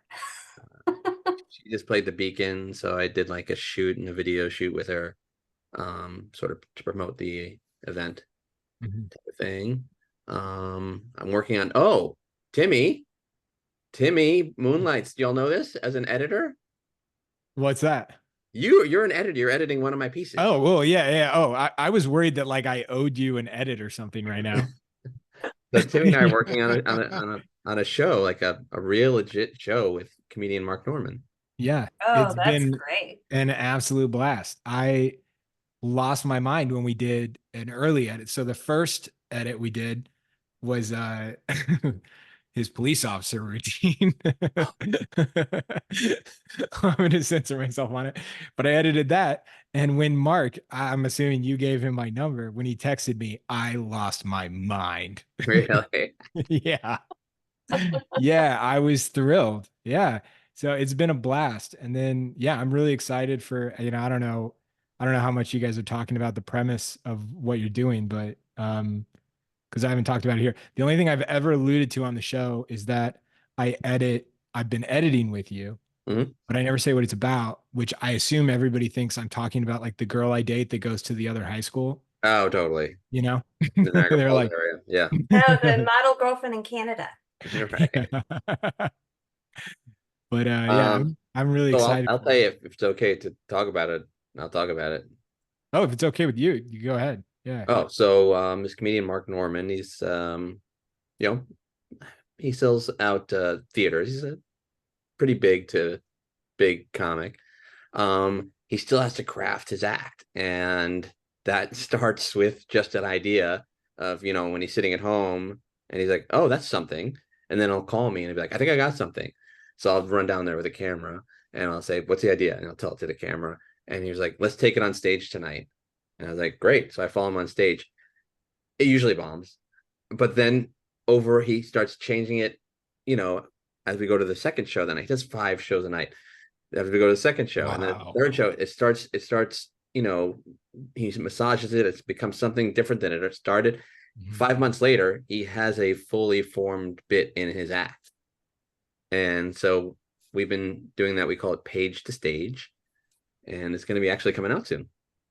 Yeah, That's so Been editing it. cool. Yeah. I'm really excited about it. I sent you the latest version this morning because I forgot to send it last night. But it's yeah, it's blown me. So five sets a night.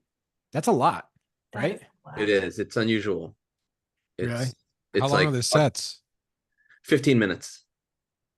Yeah. So he does some new, some old, some things that are proven, rooms that he's not known, rooms that he's known in. It's like, Mhm. he says it's better to work in rooms where people aren't expecting him to be there. Mhm. It's not like your built-in audience that'll laugh at anything. Right. I mean, I've looked at Right. at this point, what do you think we're at? We're at close to maybe 100 hours footage, maybe. Easily. Yeah, easily. Wow. And I've looked at all of it a lot. And Yeah. What do you think and about all this, Timmy? I've never well, asked you. it's crazy because I see it probably more than anybody else other than if you maybe you because you're Yeah. there Yeah. filming it, but I see the exact same joke delivered almost as a clone, except maybe one little thing is tinkered. Because if he changes too much of it, it becomes like a different thing. Totally. And there's like no science behind what's working, what's not working. And so seeing the process, which it's been kind of fun. Like we talk about process here a lot. Um, and like this idea of like, it's not magic. Like there is a process. There's like work. And we talked about a rapper I really love named Prof. I don't know if you're familiar, but he talks about like, this is the method for doing it. And there's this idea, I think, that's really prevalent in comedy and in hip hop where it's like people like the performers or the artists, it's, I think, vogue to basically pretend like it's just like off the cuff that it's natural, that it's just like that there's a natural swagger to you as a comic or something, that like you didn't have to work really hard to get the joke perfect. Does that make sense? Yeah, I've got a question for you, and you Yeah. can relate it to your world. Is stand-up comedy an art or a craft? Is what you guys are doing an art or a craft? Right now, it's a craft. Yeah. Because I'm just copying something. Mm-hmm. But there's I think you need to know. I need to be. There's a certain familiarity you have to have with the craft in order to make the art. okay. Yeah, well said, Ray. Yeah. So you craft your art basically. Craft your art. Okay. Is the way we So look my at it. friend Sam was like, when he was like, "Is what you do in art?" I asked him. He was like, "Well, let me tell you, I was in the middle of my set, and a guy started walking across the back of the audience. He was walking to the bathroom, and I was like, number one or number two?" He's like, "This is not an art. I'm no longer making art." Yeah. Yeah. It's like relatively crass art sometimes. Yeah. Yeah. But I don't know. It's been interesting because I've seen that. I mean, I don't know. I'm guessing that you've sent me maybe like 50 different versions of that set, maybe more. Yeah. And Yeah. and it's just amazing to see the same one. And like in one room, he's like absolutely killing. And then in the next, he's bombing and doing horribly, like dead silent. And it's kind of fun. First of all, the funnest thing, like the most interesting thing is watching Mark's like emotions change throughout the night. Cause he has a killer set and it's like everything's golden, right? Yeah. And then you can kind of tell he's chasing, like, I don't mean it in a negative way, but he's chasing like a high or an energy. Like there's a passion that it's like, it's the idea of you're only as good as your last set kind of. Totally. I've literally been with him at Carnegie Hall, where he played Carnegie Hall. And then we went down to a club for like 15 people where he bombed with the same material. Yeah. It's insane. Wow. Yeah. How does he handle that? So like that feels like the worst nightcap to follow your successful evening at Carnegie Right? Hall. Well, that fuels him and fuels all of us as artists is failure or fear of failure or whatever it is. So that's actually a good thing. Like he calls those shows a knife fight. He was like, I was in a knife fight. And he's like, I learned more from this set than I learned from Carnegie Hall, and people giving me a standing ovation. Mhm. That's really interesting because I learned, or I was told, my father was the one who told me this, and my father's a very successful artist. When I was learning, he kept telling me, you got to learn how to handle rejection and failure. He said, he goes, the most successful people in the arts fail more than they succeed. And I just think that's real. I've seen like shows on Richard Pryor and, people chasing, you know, chasing a show, trying to, start off with something and end up with something totally different based on their failures and success in front of a live audience. And that's got to be brutal because, painters, illustrators do it by themselves. Mm-hmm, mm-hmm. I mean, that would be a really hard thing to deal with. Yeah, for sure. You almost need like a thick skin where this in a sort of an impenetrable to criticism to succeed in any type of in photography, especially. If I took to heart every critique I got in school, in life, from my wife, I couldn't continue. So you have to be able to like a relief pitcher gives up a home run. It's like you got to throw the next pitch. You got to still do it. You got to come out tomorrow and do the same thing. Get short memory. Yeah, that is fascinating.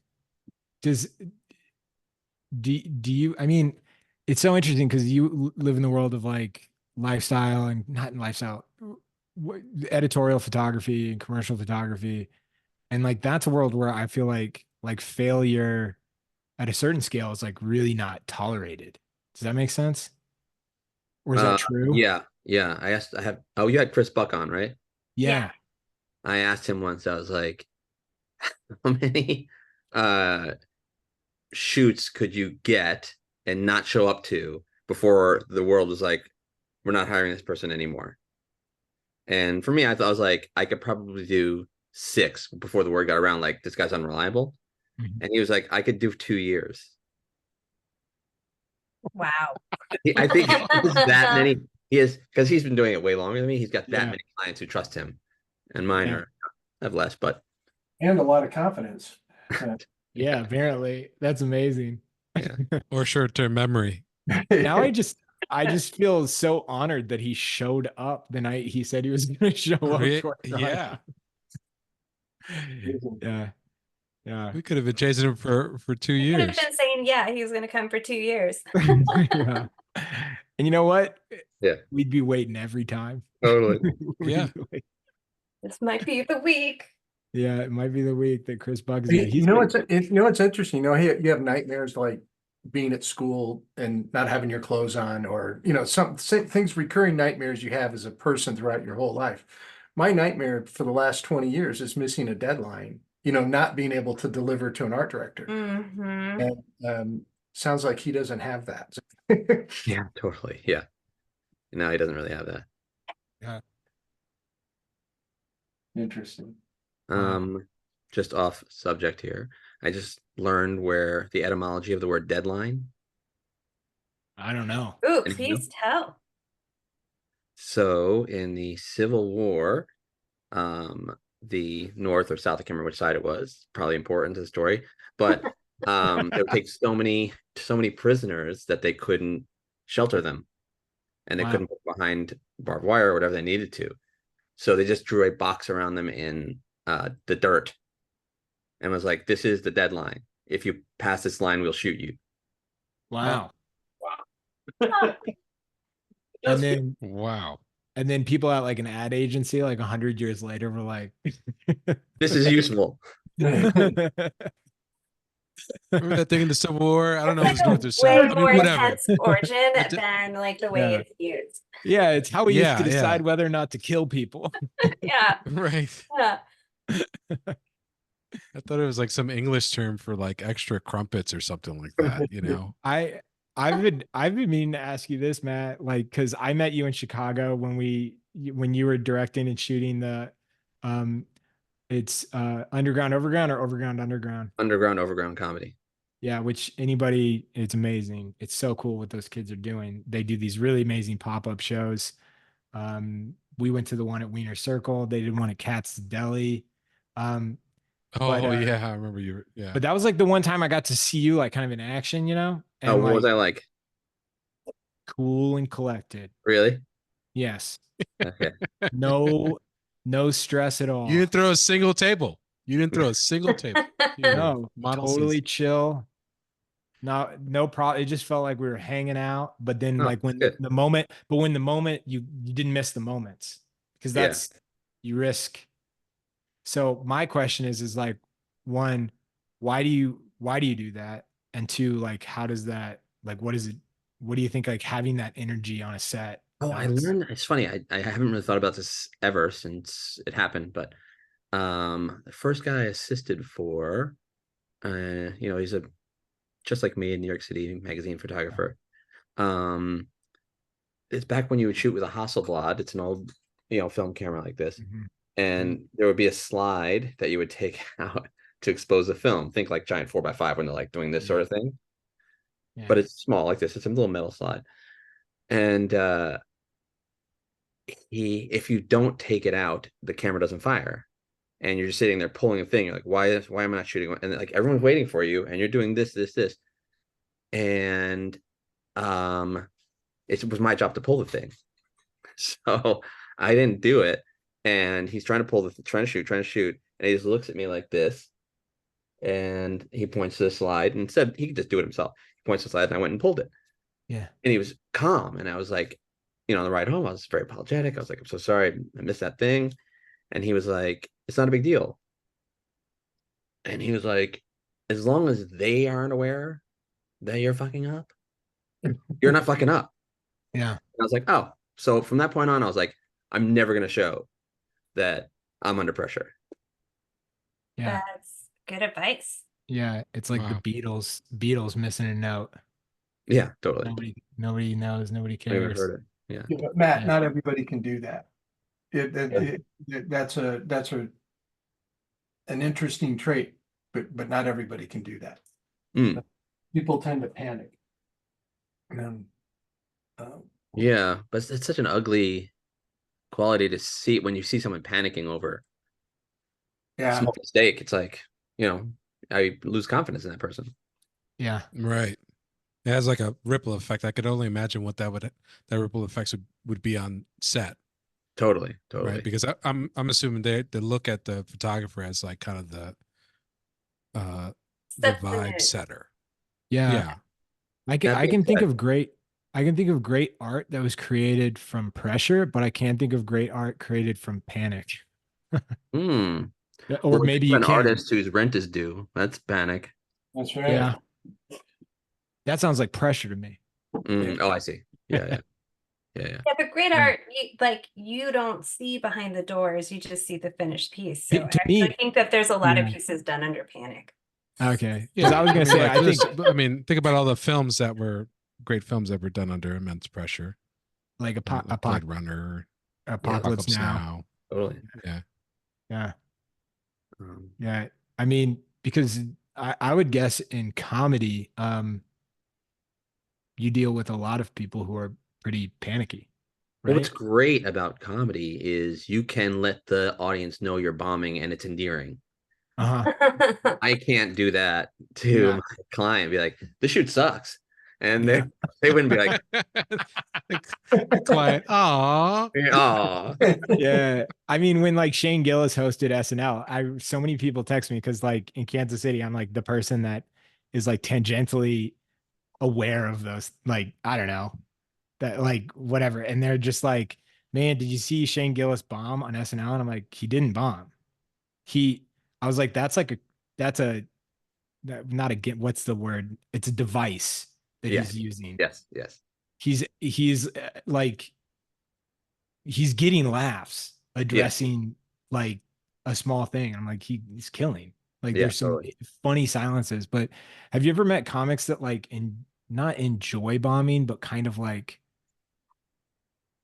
seem impervious to it? No, it affects them all. Yeah. I've never seen a person not affected by a bomb. It helps, believe it or not, it helps when your friends, your comic friends, make fun of you right after. It sort of takes the pressure off of Really? that flop sweat that you're experiencing. So like, what's like the worst thing you could say to a comic after they've bombed? You're not funny. Oh, yeah, that sounds good. That sounds That'd be pretty like a good burn. Yeah, that's pretty obviously bad. I was guessing that maybe it would be like it wasn't that bad. Yeah, I was gonna Oh. say like false time. I've seen worse. Yeah. Yeah. Yeah. I don't know. You're Yeah. not fun. You're not funny. I Yeah. also like how quick you were with it. You're like, oh, I know exactly. That's Like, the worst thing is a Yeah. Yeah. I don't know. Have you heard the name Dayton Bissett getting yeah. thrown around lately? No, only from you and Mark. Oh, okay. Yeah. I think you're gonna hear it more. I think Oh, he's good. got something's coming around the corner for him that's pretty exciting. Did you Yeah. shoot his special, perhaps? No, that was actually a great trial by fire experience of shooting a special. And it made me appreciate your shoot of everything you've done with Sam Morril and everything you did with Renan special Oh, thanks. because it's a demonstration of everything technically on the production side can be done correctly and well. Yeah. And we did 3 nights and it was just like bad luck. Mm, First night was an ice storm. So show was basically might as well have been canceled, but it was like, let's just shoot what we can. yeah. And then second night, really bad crowd, just too rowdy, too much, like too many, just like shithouse people, just like, it was just bad. And then the third night was just like, was fine. And it was like, damn, this looks great. But but yeah, the only thing that's left with Dayton Special is he did his crowd work under duress, which was he was in a skin suit. He's wearing on camera it appears as though he's naked doing crowd work, and he's the most nervous person ever.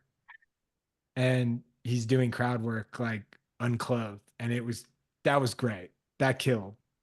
You should just release that part. Can you do that? Yeah, that's what I want him to do. Yeah. But yeah, it's so fraught. They're not egos. They don't have egos. It's like the opposite. What's the opposite of ego? They're so insecure or sensitive. Many of them are really insecure and like can't be talked into an idea like that. Mm-hmm.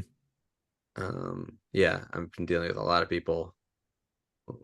Yeah. Anyway, we probably shouldn't talk. Yeah. I don't even know open a can of worms. Yeah. But yeah, I just want to tell everybody right now, we're winding down to the end of the night. So please start posting your work to Instagram. It's #DrawingHive, #DrawingHive 200, and at Visual Arts Passage. Please post your work. We want to check it out. We're probably going to be over there in a few minutes or so, 5 minutes or so. Dash this off real quick, you guys. I just want to show you my work. Oh, hell yeah. That's Devin. No. Yeah. It's not mine. Nice. Nice. Cool. That's such a good one. Isn't that beautiful? Beautiful. Yeah, that's awesome. I have a few hanging in my house, so thank you guys for that. Do you really? Yeah. That's awesome. Yeah. Love it. That's amazing. And there's some at the studio too, at the We Might Be Drunk studio. Oh, really? Oh, yeah. Cassandra, you've got some art there. It's still hanging there. Yeah. Kind of blew my mind that that's where it ended up. Matt, do you got anything you've been wanting to plug or promote or anything going on? No, like it's difficult promoting before it comes out because people want to They want it now. roll it out on their own. But yeah. Right. But our thing's coming out. Oh, our thing is coming out. Did I tell you our thing's coming out? Tell me about it. So there's this new website called Punch Up Live. I think it's, I don't even know, it's punchuplive.com, maybe it's punchup.live. I don't know what it is, but it's sort of like he's sort of Ticketmaster without all the shitty overcharges. Well, that's exciting. I know. And so he promotes a lot of comics on his site, and you can like follow your comic. Let's say it's Mark Norman. You say, I'd like to follow Mark Norman. And then when he's coming to Seattle, you get the email. I don't get the email in New York when he's coming to Seattle. It like is very, he used to work at Facebook. So all this stuff is like all algorithmed out. And where they're going to be the first project he has, which is like a direct sale to Mark's mailing list.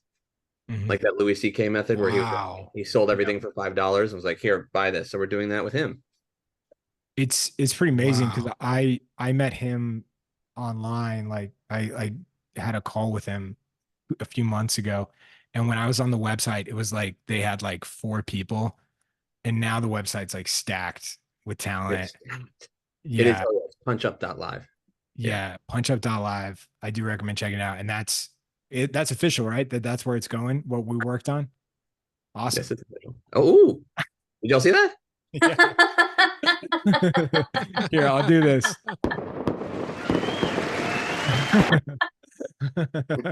There you go. Yeah. I actually did that like in a pretty serious meeting on accident, and it just did that, and it was just like damn it. At least you're not like the guy in the court case that had the puppy dog face stuck on. The puppy dog face stuck on. Oh, no. Or cat. I guess it was a cat. Cat. Yeah. I do assure you, I'm not a cat. Filter I could not turn off. It was so funny. Yes. But yeah, no, I'm excited for it to end up on that site. It's pretty amazing, the comics that they have on that. Do you have any, I was going to ask you this recently. I was going to text you. Any new comics that you've found recently that you're just like, love them? Yeah, there's a few. I mean, there's people that I love that aren't well known yet, like Daniel Simonson. He's like this guy from Norway. My favorite set I've seen in forever. I saw him at the Comedy Club New York. Yeah. Yeah. Every room he's in, he's like very like meek speaking, and he's from Norway, so he has a funny accent. And he's like the lowest possible energy and just destroys rooms. It's insane to see. Like he'll come up after a huge act, like a person who's like yelling at the audience, and he'll just be there quietly talking like this Oh my and God. destroy. It's so great. Like yeah, we saw him go up after a comic that was really loud, did a ton of act outs, and then he goes out and he's like, people think that this accent is fake. Why would I do that? Why would I He's make like, this up? why would I make this up? How is this helping me? Yeah. Yeah, it's so good. He's amazing. Yeah. No, that's great, man. Matt, it's been awesome. Yeah, I am really hoping that we can have another Salacuse night where we do some of your photos. Definitely a negative collection night. Would love to do both those really soon. Um, you've been an incredible supporter of the show, so thank Oh you. yeah, I love you guys. You guys do a great job here. Oh, thanks, Doesn't y'all. do it for me. I don't get the special firework treatment. Thank you, Matthew. Good night. Good night. Thanks, Thank Matt. you Yeah, so all much. right. man. I've got your walk-off song because I do think of you as the Seinfeld of the comedy scene in New York. I mean, I think of you as the Kramer of that I'm scene. Bob Sacamano. I'm Kramer's friend. Thank you.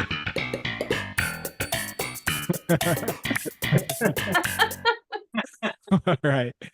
Oh, that was awesome. Hey, Oh, Dale. man. Yeah, Dale's here. Talking about Kramer, the Kramer of Visual Arts Passage Drawing Hive. What do I say now? Hello, Newman? Is that the Hello, Raymond. I just felt bad you Hello, came Rick. in and I didn't say hi, so I just wanted to say hi. okay? Yeah. I didn't want to butt in. Oh. Salacuse is the king of Budinsky, which I you know what? He is because that's how I learned about that term. Oh, really? Yeah, I'd never heard of it before. And they're like, yeah, he's a Budinsky. And I was like, I love it. What is a Badinsky? It's just a person that No, inserts themselves into anything. Yeah, butting in. Yeah. they butt in. Yeah. It's great. It's the trait of very interesting people, I think. Often. And it's also the trait of people who believe that they're interesting. yes. In this situation, though, I would say, Yeah. yeah, I would say that it's just how he finds stories, you know? Yeah. Yeah. Like you see somebody on the street, they're like, hey, what's going on? What are you up to? You know, like just can't resist it. You know? I'm gonna start heading to Instagram pretty soon. So people, I hope you're posting your work. Dale, it's so great to have you back. It's been a minute. It's very special to have you here for 200.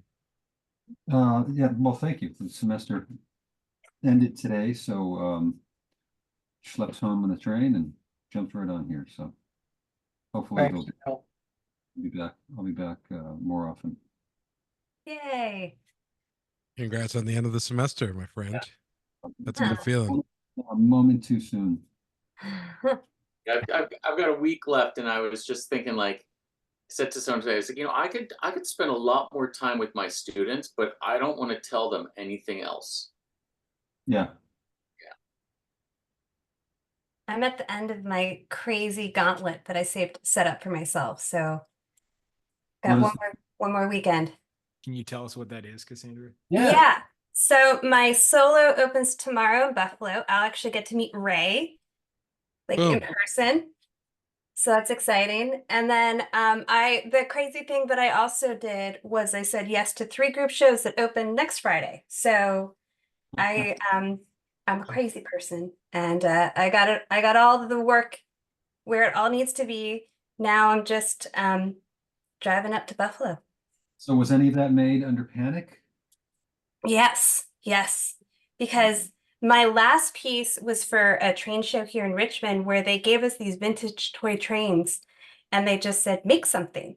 which I had no clue what to do. And then I decided I'm gonna take on sculpture. So I learned how to use cosplay and like magic epoxy sculpture and made armatures, and I turned it into a catfish conductor. Oh, awesome. Very cool. But there was a little panic at the end for that one for sure. And you just answered the question, right? Yes. Under. You know, when you start tearing apart this thing that is like the only thing you have, like I can't just get another canvas if I mess it up. Like I only had this one train. And I started just like cutting bits off of it. Oh my goodness. I wouldn't have been able to handle it. I agree. Ray wouldn't have been able to handle that. Oh, what, Ray? We agree. We agree, right? Episode 200. Miracles are possible. Well,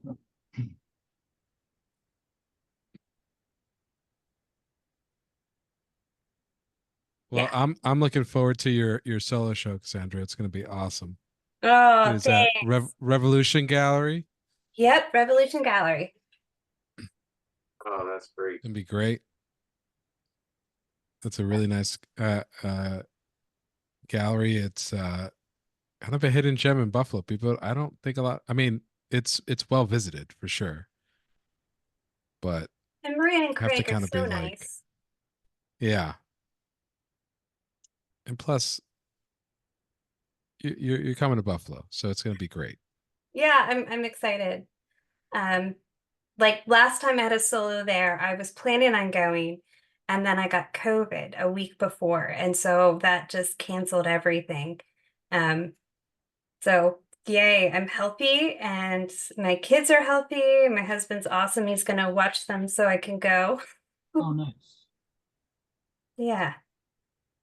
And a good friend of mine is going to drive up with me. So, because it's like a lot of driving in a short amount of time, because I'm driving up Friday for the opening and driving back Sunday morning.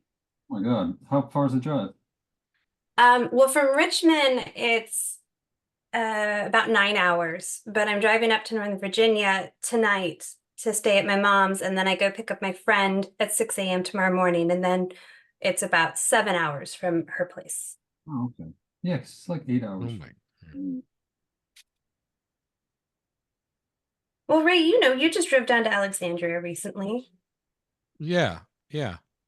I don't. Yeah, it's 7 hours is what I think I took.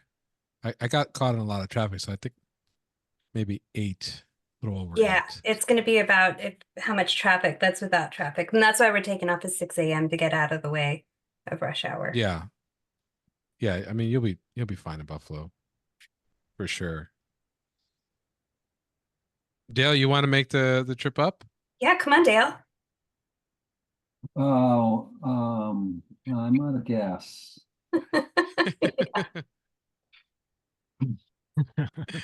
Oh, I'll give you a couple of hours of my time. What if I threw that in? in my Heard old that before. learned how good it feels to say no when you really actually mean no. I'd love to go to one of your shows, but I ain't driving to Buffalo this weekend. No way. Dale, since you became famous on our TikTok account, your attitude has really soured. Yeah. Wish I could have wish I could have seen that TikTok. I know you sent it, but I don't. Yeah, can you speak to the drawbacks of fame and what Yeah. it does to? Well, We're looking at it. For anybody wondering, we have a TikTok account that we might not have one pretty soon, depending on how things in the news go. But Dale's maybe the only content on our TikTok account that anybody has watched. And it's like, I think it's at like 400,000 views, or I mean, I don't know.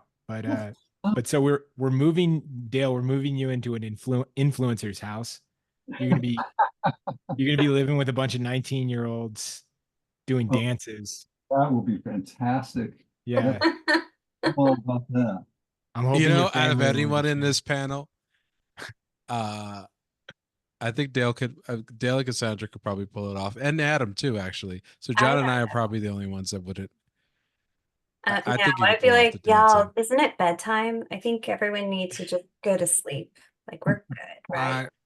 We we have a promo for Drawing Hive that's been out for about a year now, and it's John's. So Ray, you might be wrong.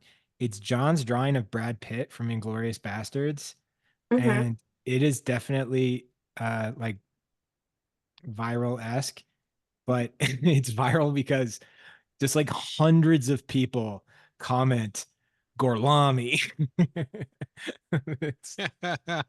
They just quote, they'll be, or it'll just, the quote will just be Arrivederci. People really love it.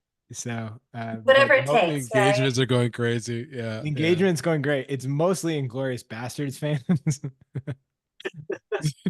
Yeah. So you're trying to say it's not the art, is what you're trying to say. That's not what I'm saying, Sean. Sometimes, John, people say I'm things saying without it for saying it. you. I'm saying it for you. Oh, well, I think people love it, and I think it crosses genres. I think it crosses communities. I think it it picks up. You know what? There's a lot to be said about your art if it can be appreciated by people who know it and can appreciate great art, and also people who just love Inglorious Bastards. Yeah, I agree. Yeah. John actually has figured out the key to living with influencers is what that means. Right, Mm. right, yeah. Yeah. I'm gonna head to Instagram pretty soon, so I hope people have shared and everything. Hey, have you guys seen influencers, in real life, like out in the In wild? the wild. Yeah. I have. I It's think pretty I wild. I think I saw when I was in, and it was actually like, it was such a cliche. I couldn't believe I was watching it. I was watching this tall woman with like really straight blonde, like white blonde hair, like goofy, gigantic sunglasses, like a white dress, taking like a selfie of her and her Starbucks. But as she had her arm extended to take the picture, exactly on the other side of the camera lens was a homeless guy asking her for money. Oh yeah. Huh. And I was watching it going, Uh, I can't believe this is actually happening. So here's something that's to what you're saying, Dale, that I think is kind of interesting. Early Instagram. So when it was really just like an app for shoot. Putting Like funny Vacation square photos, only and really. putting Photos, yeah. making your photos look vintage. Mhm. yeah. you guys are thinking about popular when Instagram did become popular though. Before that, before it was the popular masses, it was mostly photographers or people who really liked to take nice photos with their phones. Yeah.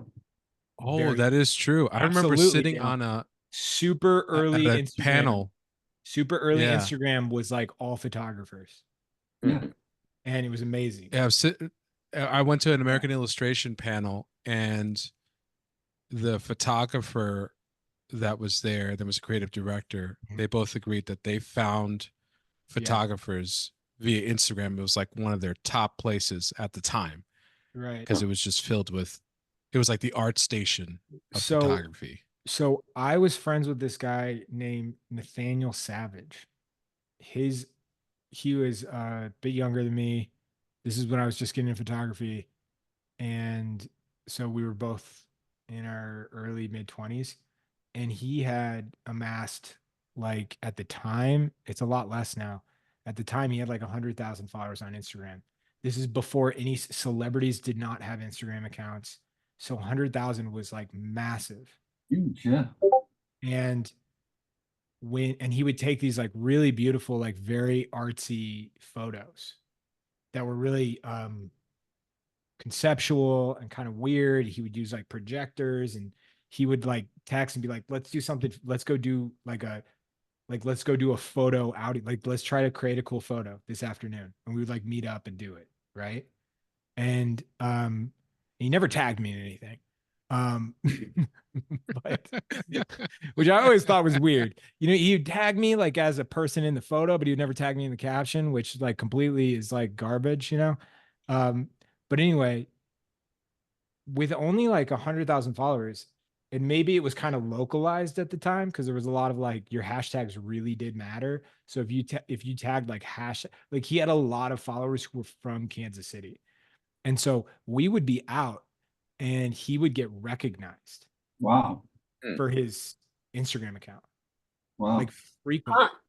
So much Wow. so that he got annoyed by it and shut it down. What? Whoa.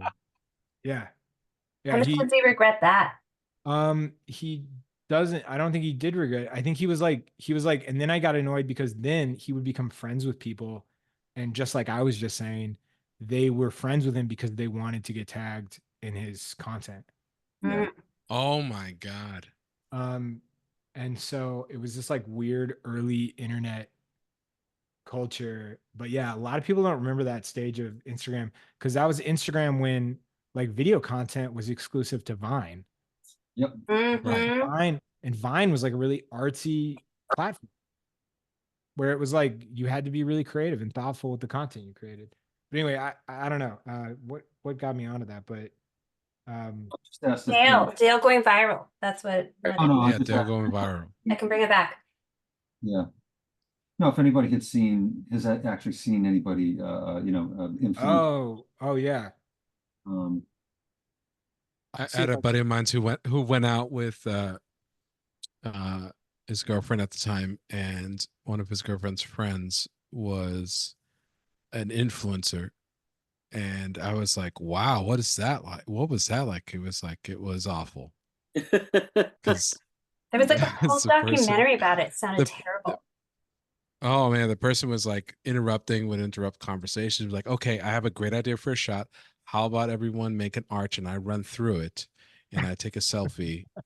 And they're like, they're in the middle of a bar and like, you know, it's quiet. Everybody's enjoying a nice conversation. And this happened just multiple times throughout the night. Excuse me, it's time to make it about myself. So Yeah. let's all circle it up. I had never seen anybody, you know, an influencer out in the wild, and we went to Paris a few weeks ago, and it seems like that's all that's there. It's just, Oh, really? really? and it was such a sad. I mean, I work hard. They really do. Like they're always working, but Oh it's, yeah. you know, I don't know. It just feels like it cheapens anything it's around, Yeah. you know. But you know, I was Look at torn that. between thinking boy, these people are working really hard, and you know, just that it was kind of bumming me out. I have a fun theory, Dale. Yes. And I don't have any conviction about it, but it's a fun theory of mine. Okay. Recently was on Instagram and I saw a video that was really wild, like kind of shocking. It like stunned me. Like it was hard to believe what happened, right? In the video. Yeah. And the video was so wild that I thought, oh, that's fake, right? No. And so I didn't really give it any mind. I didn't interact with it. I didn't engage with it. I kind of just went to the next thing and then just kind of went about my day, right? And it turns out the video was real. Wow. But I lost interest in the app because like I kind of took stock in it like later. I was like, that's kind of interesting. I was like, oh, I was underwhelmed by the content because of its lack of authenticity, right? Yeah. And I wonder, it would be so nice to be optimistic and think maybe that's something good that would come from that, is that you just kind of lose interest in it. I'm not saying that this is what will happen, or like that's not what I believe, but I just noticed, I don't know, I noticed it and I was like, oh, that would be kind of nice, because I do think that we all want authenticity, you know? Yeah. Yeah. Well, I mean, everything changes, and I think, Yeah. you know, there's going to be a next thing. So, Yeah, but those Parisians influencing all of us. well, wasn't Parisians. It was just Yeah, it wasn't. Was it? It wasn't. Americans. It's like all Americans and Chinese people. Like Yeah. between us, we ruined Paris. Oh, And you know what? On the topic of ruining Paris, let's check out some art. No, I'm just teasing, but let's look at the art. Is tonight. that Salacuse on the third? Oh wow, that's great. Oh, that's that's beautiful. Amazing. Wow. Oh, Call me- whoa. fantastic. There you Great go. job. Call me Snake. Oh, Oh yeah, Charlotte. Renata, Yeah. I love that. Oh man, that's awesome. Nice, Patty. That's killer. Uh, Yeah, Xander. Fantastic, Xander. Great stuff. Love it, Nicole. This is awesome. Oh, wow. Oh, man, I love that. Look at that. Fantastic. Look at that. That's awesome. That's great. Yeah. So fun. Great job, Terry. Wow. There you go, Terry. Yeah. Oh, I love that. Oh, I Yeah. love that Good one. stuff. Yes. Something's afoot at some strange things are afoot at the Circle K. yeah. There you Ooh, go. great There you go, job. Marcy. Oh, That man, should have been the let's do it. poster. That's cool. Yeah. Have fun. Wonderful. Ooh, good job. There you go. Really nice. President of what? Yeah. There he is. Yeah. Ray's Nice like, yeah, atmosphere that you built up in that. Ray's like, yeah, it's been a while since I've seen it. Yeah. Ooh. Really fun. That's great. Ray, if we watched it together, would you be mouthing all the words? No, I You'd be- would Ray would be a total I pre-quoter. would practice. You'd Yeah. be a pre-quoter. No, I wouldn't. What do you say? What do I you would mean? have watched the mouthing movie off? before we would have watched it. And I would have gotten that all out of my system. He'd preempt all the words. He'd say the lines before they said them. Awesome. Oh, I that's would you might great. this Yeah. is great. Oh, I love this. I might be guilty of being like, oh, watch this, and slapping you on the hand. Like it'd be like on the arm, one of those guys. Oh, great likeness. Wow. Yeah. There it is. Yep. Wow. I'm Love busy. it. Oh, Ooh, this is wow. great. Yeah. That's like That's romance novel cover, Kurt Russell there. Right. Oh, come on, Gary. Ooh, that's That is cool, not fair. Gary. Look at that. Oh, Oh my man. God. oh, wow. Yeah. A Joe Oh, Joe, with that's the type. awesome. Killed it. Yeah. Killed it. Oh, Awesome. that is wonderful. Just wonderful. Amazing, as always. That's so good. That's awesome. That's great. Oh, that's so fun. That Peter, yeah. Call Nice. me Bliskin. That jaw is not an exaggeration. Oh, that's awesome. Really great. Love it. That's great. Yeah. Love it. Nice. Yeah, both of them are great. Yeah. No kidding. Oh, Awesome. that's cool. I love how you handled that. Ooh, I love it. Love it. really good. Yeah. Oh yeah. That should have been the poster. That is rad. That would have been the like the European release poster. Yeah. Escape from Paris. The Escape from Paris. The Dale Stephanos story. Oh, I love that one. I love that. Mm. Right. Yeah. Escape from Paris. Yeah. The influences. Oh, from- that's really nice, Terry. Oh, I love the shirt with the flowers. Oh my God. That's There lovely. he is. Gosh. Oh, we got a new one. A young Snake Plissken. Yeah. So like it was the Cleveland job or Nice. something. I forgot what the That's really nice. Mm-hmm. Oh, nice, Sienna. yeah. Oh, that's so much fun. Tyler, I love it. That's so much fun. What's his name? Oh, Tyler. Nice. Bill. Tyler. No, Tyler. I know, is his last name's Winter, isn't it? Yeah. Yeah, I think so. I love this one. Nice. Oh, I love wow. it. I love it. That was fantastic. So was that. That's a Maybe great y'all podcast. knocked it out of the park tonight. Oh, wow, Karen. Nice. Yeah. Do all the do the do. Oh, two Here. educated. That's Here, awesome. Yeah. I've got some sound effects for this one. Wait. Whoa.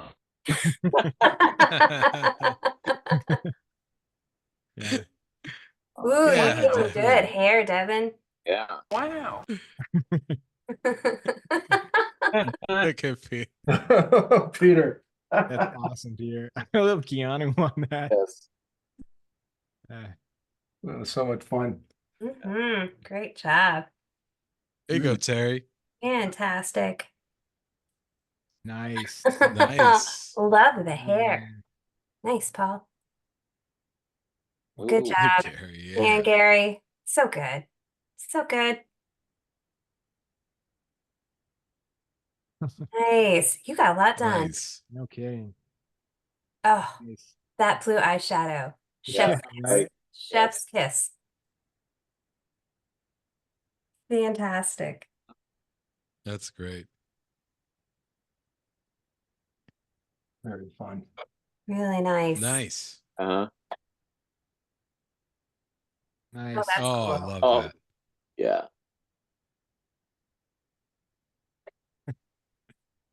Oh, that's nice. Oh, cool.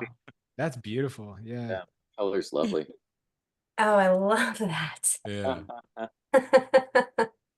No escape from Nice, Chuck. no escape from Look at golden The nuggets. that. 200 on the shirt, Chuck. Amazing. Oh, come on. That's a Nice shirt. Oh my God. That's a shirt. We'll make one. Oh, Karen, that's fantastic. Great. Mhm.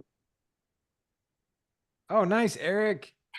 Oh, nice. Wonderful. Welcome Love to the it. program Wow. too. Eric's just Great. started with Visual Arts Passage. Welcome. Hey, welcome. Great Hey, stuff. peace. Nice. Oh Ooh, wow. wow. Wow. Ooh, lovely.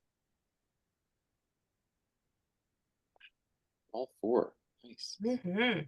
Ooh, It that's is. fantastic. Oh, nice drawing. Oh, wow. I Yes. love that one. Yeah. Oh, that's cool. That's Yeah. Great job.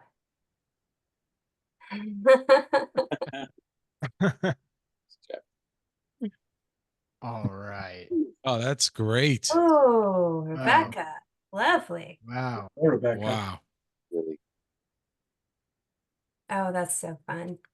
Just makes me happy seeing all those Bill and Ted's. Yes. Yeah. Yeah, Bill and Ted was a popular one. As it should be.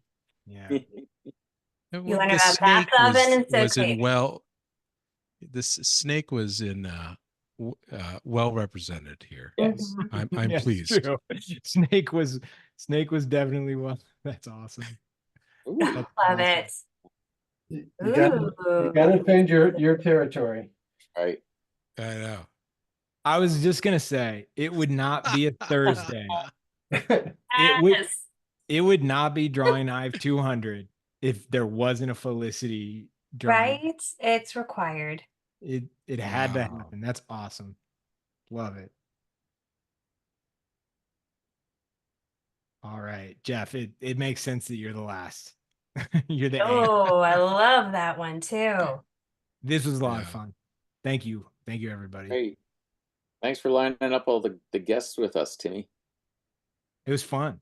Hey, thanks for like keeping it up and letting us have 200 episodes. Yes. Well, Yeah. Thanks for creating this. That's John. John. I am we are thanking Yeah. John. Yeah. Ray, thank you for starting Live Brush and inspiring us all. Yeah. You know, It's really nice that you're welcome, Adam. Live Brush could crawl so Drawing Hive could run, you know? I do have something I want to say, and to all of you that draw with us, I mean, all of you in the crowd, thank you so much. It means a lot to us. But Timmy, Cassandra, Raymond, Adam, Dale, thank you being, such a supporter. It's been a really fun time drawing with all you guys. So Well, right back at you. This is Yeah, it's a joy every week. Thank you so much, all of y'all. Thank you for bringing us together, John. Mhm. And thank you, everyone. you're Everybody, all thank you awesome. so much. I hope you keep drawing with us. Drawing Hive forever. Woo! 200 more. Yeah, I know. 24. Episode 300. Let's make it- The theme is Let's make it a 300. 201. Who's with me? I'm just saying, it's obvious. Episode 300, theme 300. Yeah. I guess we got to go 100 more. It's only 2 years. It's only 2 years of our lives. It's the road. It's the road Totally to do it. 1,000. Yeah. That was so much fun, everybody. Have a nice You night. did a great job, Timmy. Oh, Good you job did putting too, it all John. together. Thank you, Timmy. Thank I you. wouldn't do it. I want to say this, everybody. I wouldn't do this if it wasn't for John, because John and I, we are tied at the hip, and it's such a fun ride. So Thanks, Timmy. a lot. Appreciate that a lot. All right. Everybody have a nice night. All right. Awesome. Okay, everyone.